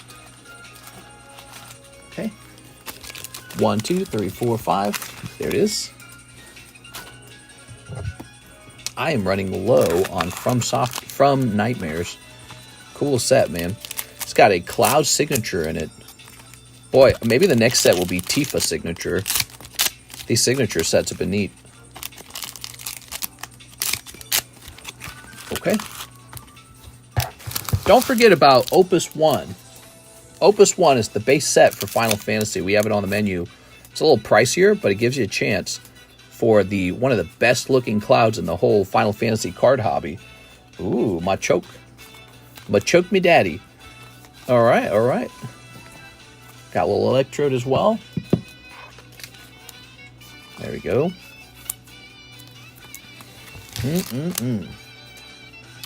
What do we have here? We've got Prish. Look at that Prish. Lovely. Here's Behemoth. All right, look at that Behemoth. He looks so good. So you pulled Prish Behemoth. Here's Larsa. Sophia, and Ishtola. I pulled the Charizard from a 1-pack snipe on Evolutions, and it graded PSA 10. Nuh-uh. We're the guy that got in trouble with the wife. The guy that got in trouble with the wife. Oh, what? Did someone do that? I actually remember when we were opening a ton of Evolutions at, a price of $5 a pack. And we sent off many Charizards to PSA. We sent off many of them. They almost all came back 9, but a couple of them did grade 10. We officially got some PSA 10 Charizards back. And it was wild stuff because back then he was a $3,000 card. Now he has since fallen to about $2,000, but that's still really good. $2,000 if you pull a PSA 10, number 11 Charizard out of there. That's a good flip. All right, there's that Gengar break. Jump in for $40. We have an order from Adrian Doyle, 1 Roaring Skies. Adrian Doyle. I have a bag named Adrian V. Adrian V. Okay. We got Mr. Adrian. I think he's talking about DP. So you've got Unpheasant and Togekiss. So this is exactly what I'm talking about. I said this set has a lot of good supporting cards. These are called Ancient Trait cards, and you just pulled 2 holographic ones out of a single pack. That's great, dude. Check that out. Togekiss, Unpheasant. Wow. That is really lucky. That's actually higher luck than usual. You usually don't pull that. Wow, dude. Okay. Toss that away. So you said your name is Adrian V, huh? Let's go look for that. Look at that. Double Ancient Trait pull, guys. A normal booster pack, that would just be 2 holo cards and not very good. But Roaring Skies, along with Primal Clash and Ancient Origins, came with these bonus cards called Ancient Trait cards. And they basically look a lot like the trainer cards from Cosmic Eclipse. And they're very gradable. And when they grade 10, they go for a lot of money. So I always liked Roaring Skies, and I kind of stocked up on them. I bought a lot of them in the past, and they've gone up in price the whole time. Real steady. There we go. So I've made good money on just holding Roaring Skies over a long period. Plus, we open a lot of it. Here's Snorlax. That Snorlax is a hot card, man. Look at that Snorlax. Here's Jolteon. Dark Houndoom. That's a Rocket Returns card, if you didn't know that. There's the Psyduck. Squirtle from the yellow deck. And Electric Battle. We have an order. Kevin Vu. He wants a spot in the Jungle Break. All right, the Jungle Break moves by a spot. Let's pull that to the front so people can see it. That's the Jungle Pack Break. It's a guaranteed heavy pack, so there will be a holo in there. You're at spot number 3, Kevin Vu. 3 out of 10, guys. We need 7 more people for that to go off. Here's an order. Mr. Muhammad, 3 more Paldea Blisters. Oh, I love this order. Okay. I'd love to pull a Magikarp for you. So again, the Magikarp is one of the best modern flips right now. So if you want to talk about value-wise, out of the Scarlet Violet era, you got to be opening Paldea Evolved. You could open Twilight Masquerade for the Grey Ninja, right? But here are my thoughts on the Grey Ninja. The other supporting cards in Twilight Masquerade, in my opinion, are not as good as the supporting cards in Paldea Evolved. All right. How much for the Jungle Pack Break? It's a $29 buy-in. You buy in for $29, and you get 1 card out of the pack break. You could, if there's 7 spots left, you could buy all 7 spots for $29 each. And then you would get most of the cards out of the pack, and maybe you get lucky and pull that holo. But most people just buy 1, maybe 2 spots, and we see where the luck falls. One person pulls the holo. Presumably somebody else might pull like Eevee, Pikachu, Cubone, Jigglypuff, you know. So if you buy in at 29 and you get a bad card, you get a common card, it might still be like a pack fresh Pikachu. You could try to grade that Pikachu to make your money back. But some people will pull common, uncommon trainers, and they'll just lose money. So it's, you know, it's all about luck. Opening packs is about luck anyways. Those are our pack breaks. We've been hosting those for like, shoot, man, I think we've been hosting them for at least 4 years. We've been doing it a long time. People love the pack breaks. We ought to do a pack break on that other, the Platinum.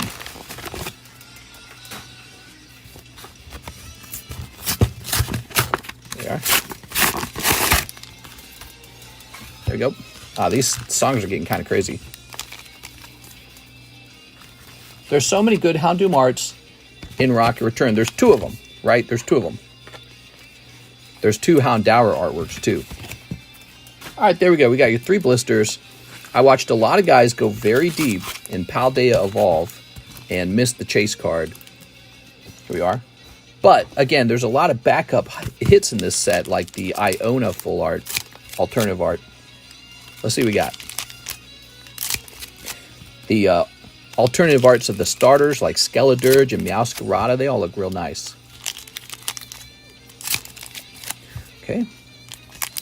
I got an idea of some Donkey Kong music to smooth the mind.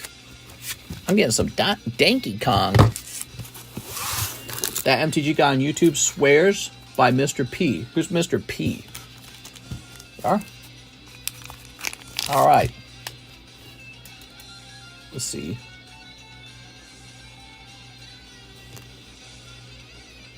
Let's see. Jump back here. Here's Quack of All. All right, Quack of All.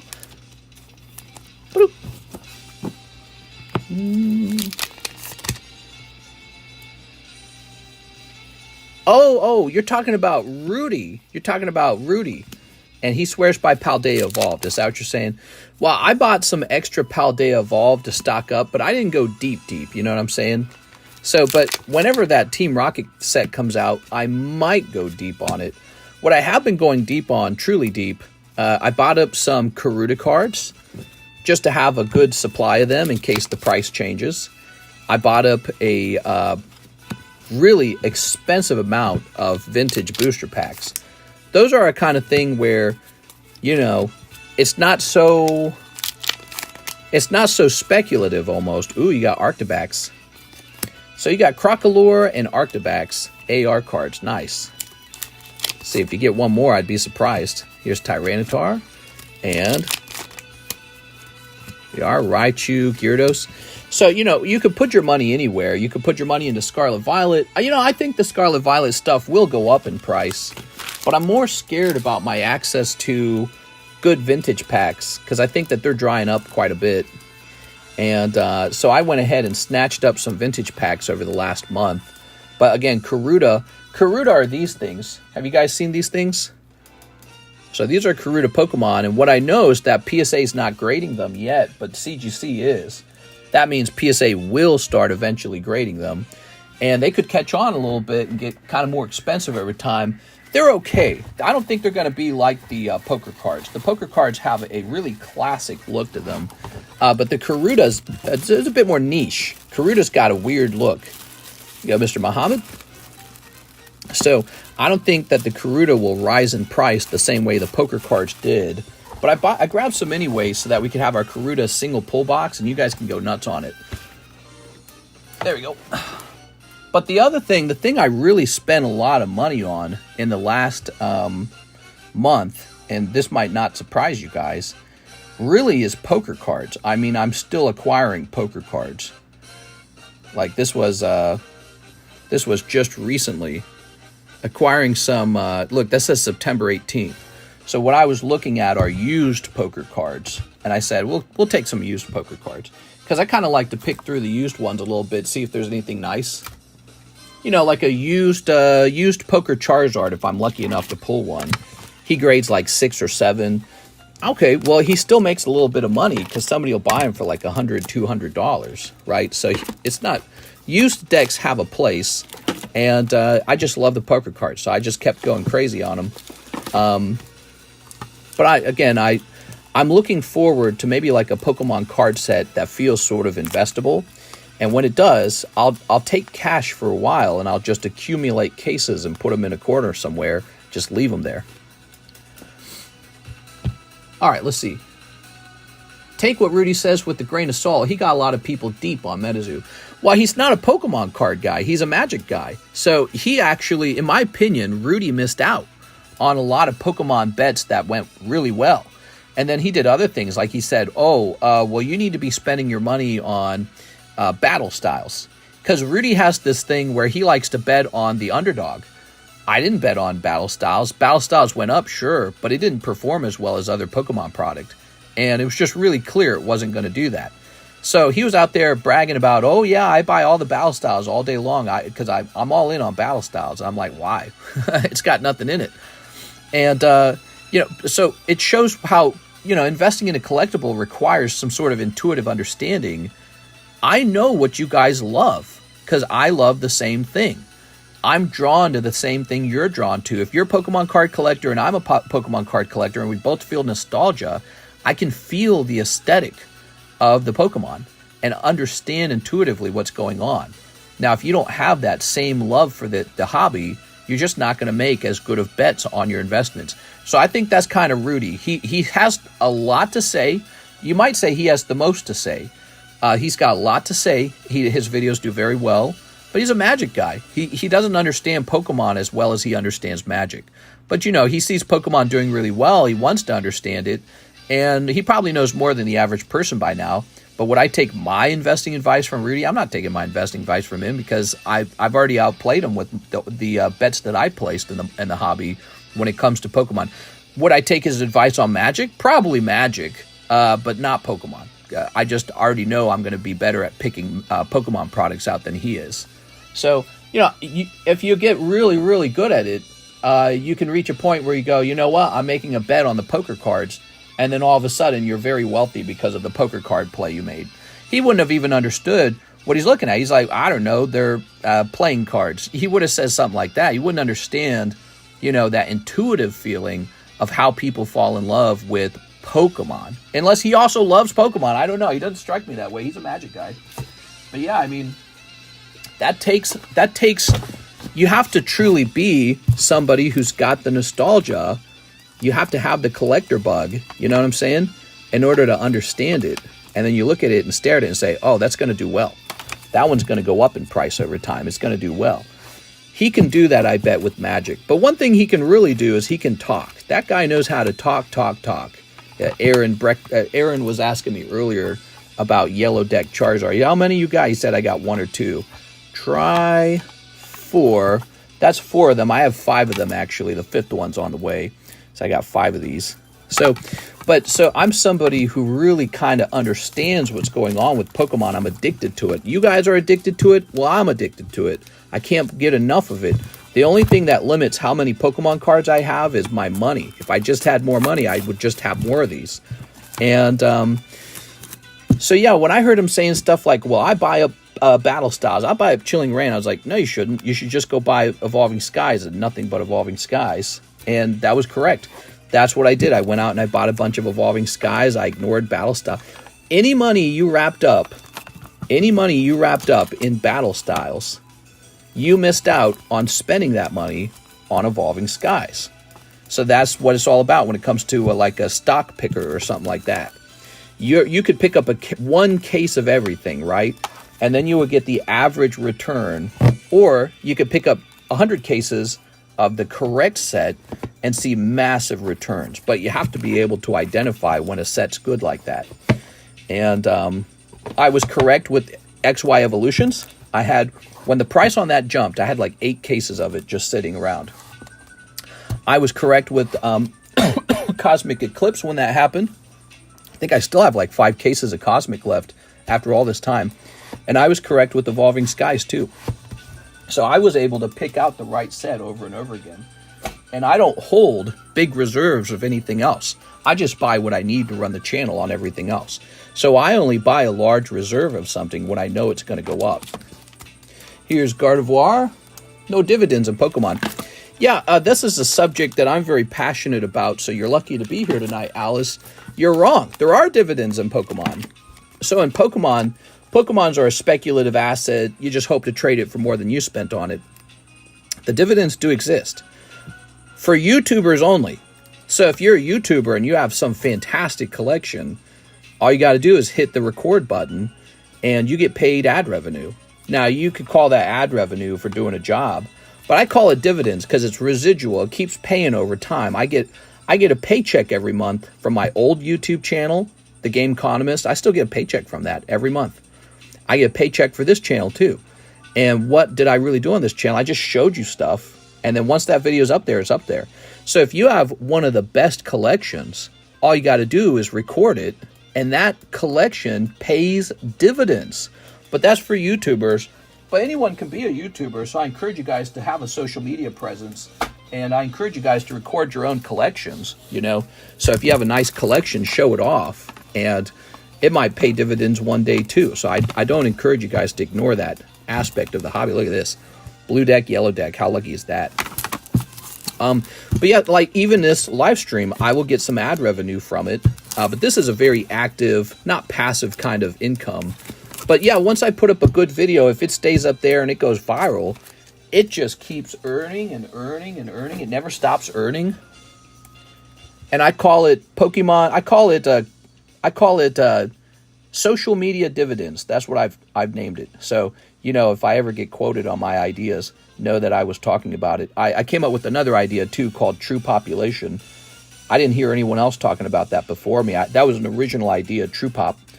And so I think very much about these things all the time. Let's see. Can I I'm going to try and find one for you guys. Let's see. You'd be surprised. I don't actually earn a lot of ad revenue from shorts. I really don't. So you'd be surprised. It's smaller than you think.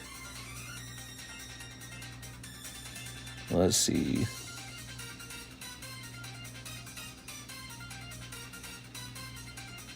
Here, let's try this. Sort by most viewed. Okay, where's that? So the No Holo Dragonite card. It says in the last month, the No Holo Dragonite pull earned me an additional $15. And in its lifetime, it's earned me... Well, that can't be accurate. It says in its lifetime, it's earned $15. I know that can't be accurate, so there must be a mistake. All right, because it says I earned 15 in the last month.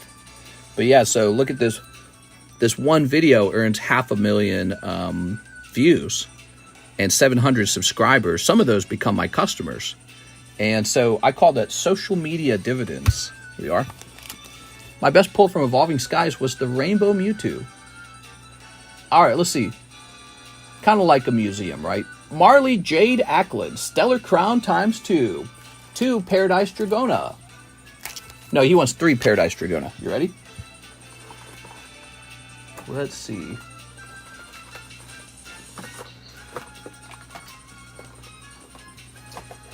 Working on all that is work, though. I guess that's what you could say. Like, to actually operate a social media channel is a lot of work. So it's not free money in the end. Invest if you just already had money and you could just pop that straight into the stock market, and the stock market gives you a dividend, that's truly passive. So, you know, social media is not truly passive. But what I do have to say is every month I collect a paycheck from my 2 YouTube channels for videos that I put out in the past. So they continue to earn over their lifetime. All right, here we go. Marley. Let's see if Marley snipes and pulls the SAR. Latias.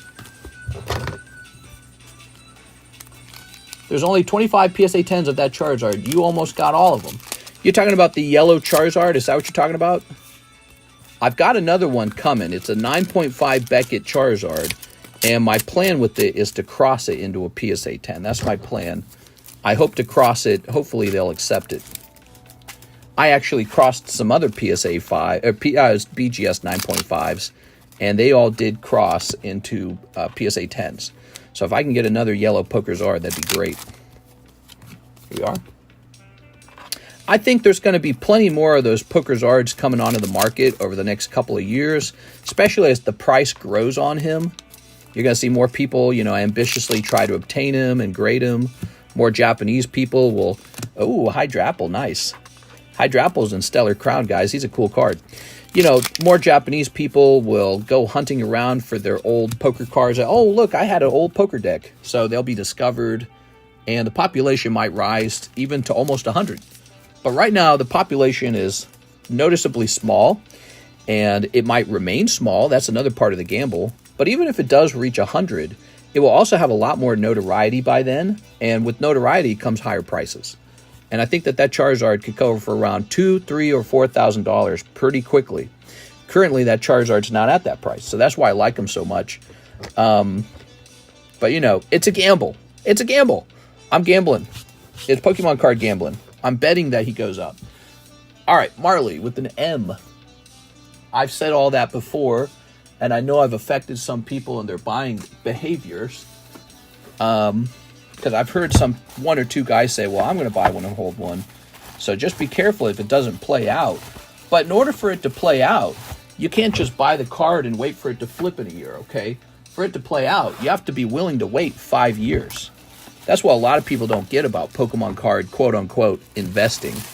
So if you want to invest in Pokemon cards, you got to be here for like 5 or 10 years. You can't be here for a year and hope for like, you know, 20, 30% appreciation like it's going to be doing crypto. It just doesn't work that way. We are. All right. You got to be in it for the long haul. Okay, it's 4:20 a.m.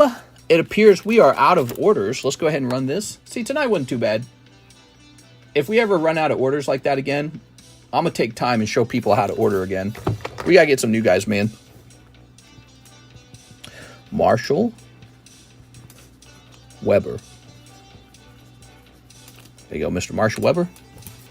Oh, green one sold for 1K like 3 days ago. Yeah, I don't know. That could be fake, okay, guys? Be careful with those prices. That could be fake. Because I saw one go in auction for less than that. So be careful with the PokerZard prices. Yeah, be careful with your money. Anyways, there it is. We're all done for the night. We showed off some slabs. Slabs selling a little slower in the last couple days. We're expecting some PSA returns. Maybe that's why. And Paradise Dragona, popular. You're seeing us munch through our Paradise Dragona backstock pretty quickly. If you enjoy that set, buy it up before it goes up in price, because that's what happens. If a set is popular, it goes up in price even after launch. So if you're wanting some of the cards in that set, don't wait on Paradise Dragona. It seems to be popular. Stellar Crown, we have not sold as much of this, but it's got all these fantastic cards in it. It's got the Terrapagos, it's got the Hydrapple in it, it's got a lot of really neat looking cards. It's got the Squirtle and the Bulbasaur promos in it. They just look fantastic. I don't think everyone is aware of how nice Stellar Crown is. These last two Pokemon sets have not been the usual bad sets from Scarlet Violet. These have actually been decent. So that's my thoughts on Stellar Crown, and those are my thoughts on Paradise Dragona. They've actually been semi-decent. No Charizards in them, but, you know, we'll probably be getting a Charizard soon, that means. Everyone waiting for the Spark set. Yeah, I've heard about the Spark set, too. Adrian V says, I got an order. Let me take care of it. We don't want you to miss your order. Hold on. Do I have to hit refresh or something? Is it not working? Order placed. I'm not seeing it. Dragon Ball Z God Rares are the best investments because Dragon Ball is not doing any reprints. I have not been buying any Dragon Ball cards at all. None. The ones we have not sold. And so that is so unsatisfactory that I'm not interested in that set as much anymore. One Piece, Weiss, Pokemon. Those sell all day long. But Yu-Gi-Oh!, it's kind of iffy. Dragon Ball is worse than Yu-Gi-Oh! So I've not kept up with Yu-Gi-Oh! I've not kept up with Dragon Ball. Maybe that's a mistake, but we are driving Pokemon sales all the time. We're driving One Piece sales all the time, and we're driving Weiss sales all the time. So we almost don't need them. We don't need sports. We don't need anything. We got these three sets and these three hobbies, and they're doing very well. But I mean, I would work on Dragon Ball if people were like, "Hey, are you going to have the latest Dragon Ball set?" I'd say maybe I need to investigate that. If people came in and they said, "Hey, are you going to get the next Yu-Gi-Oh set?" I'd probably go investigate it. You just don't hear people saying that, and to me, that's a very negative sign. It means that the hype is not there. That means that the set that's blowing everyone's mind is not there. So that is very bad signs, because you get that for Weiss, you get that for One Piece all the time, you get that for One Piece constantly, you get that for Pokemon, but you're just not seeing that for Yu-Gi-Oh! And Dragon Ball. Those are all, intuitively, those are bad signs. I wanted 2 more Roaring Skies. Maybe it's pending. Let me look it up. It might be pending. Let's see. Hey, when you going to get Yu-Gi-Oh! Terminal Revenge? Yeah, I mean, if you're a Yu-Gi-Oh! Guy, you should kind of, let me know that there's a Yu-Gi-Oh! Set that's really worth the time and effort. Oh, man, this thing is still stuck here, huh? I'm going to contact Damien one more time. Hold on.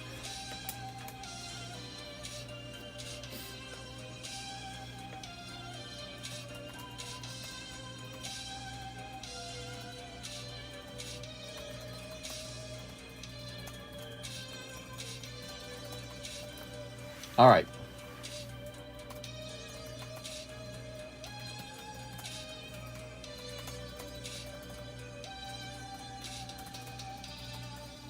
All right, there we go. So, going back into here, somebody had a security trip on their credit card, and they're trying to stop a chargeback, but it's not working. And they're not even out of money. That's the crazy part. They're like still ordering, but the problem's still there. Said it was sent. I'm just hitting this refresh button. It was on what, PayPal? It's on PayPal, right? 2 Roaring Skies. How much to grade with PSA per card? It's got to be that, right? Yeah, weird. Okay, let me go grab them. 2 Roaring Skies. How much to grade with PSA? So we have a PSA middleman service, and we currently do it for $40 a card. Maybe I can teach Alexis how to host the middleman service, and she can do it for cheaper than $40, $45. But then again, if she were to make even a small mistake, she would not be the one to pay for the mistake. I would. So it'd come out of my business's pocket. So that's a little scary to think about, because one of the reasons it's pricey to do PSA middleman is intentional. We don't want to do a lot of PSA middleman. It's a risky business. It's not a great business to be in. Here's Shedinja. All right. You got Bagon or Bagon Reverse Holo. He's looking nicely centered. That's important for your reverse holos. And here is Natu. Okay, and then finally, we've got Dratini, Cascoon, Halucha, Victini, and Dragonite. Okay. Ooh. So you never know. The next Roaring Skies pack could be a full art or an EX or something like that, because we got 2 cold, 2 cold ones there. And the last pack was also technically not a, heavy pack. It was a ancient trait pack, which doesn't seem to be correlated with the EXs and the full arts. Beautiful cards, though, right? All right, Mr. Adrian V. Want to know if I lost again. Do you know who won the last giveaway? It was not Gregory Powers. I would have remembered that. Here we are. There we go. Might have been Jen. I don't remember. There we go. Adrian. Might have been Jeff. No, it was Jeff. All right, there we go.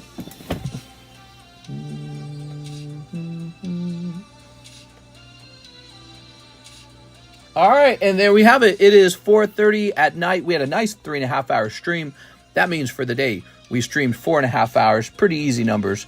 Thank you, everyone, for being here. I need to go stretch my back. I'm an old man. But fun conversations, and we'll be back on for the daytime stream for Thursday. I don't like to miss Thursday or Friday streams. They're important. So I'll see you there on Thursday. Goodbye, everybody. Mr. Alice, or Miss Alice, that's correct. So if it's over 4 ounces, it has to be $40. Now, here's what I recommend. If you go over 4 ounces, go ahead and enjoy ordering more cards, because you get to go all the way up to, I don't remember what the next threshold is, but, take advantage of being in a higher threshold, make your bag a little heavier, because you can allow it to be quite a bit heavier and still be stuck in the $40 pay range before it jumps all the way up to $80.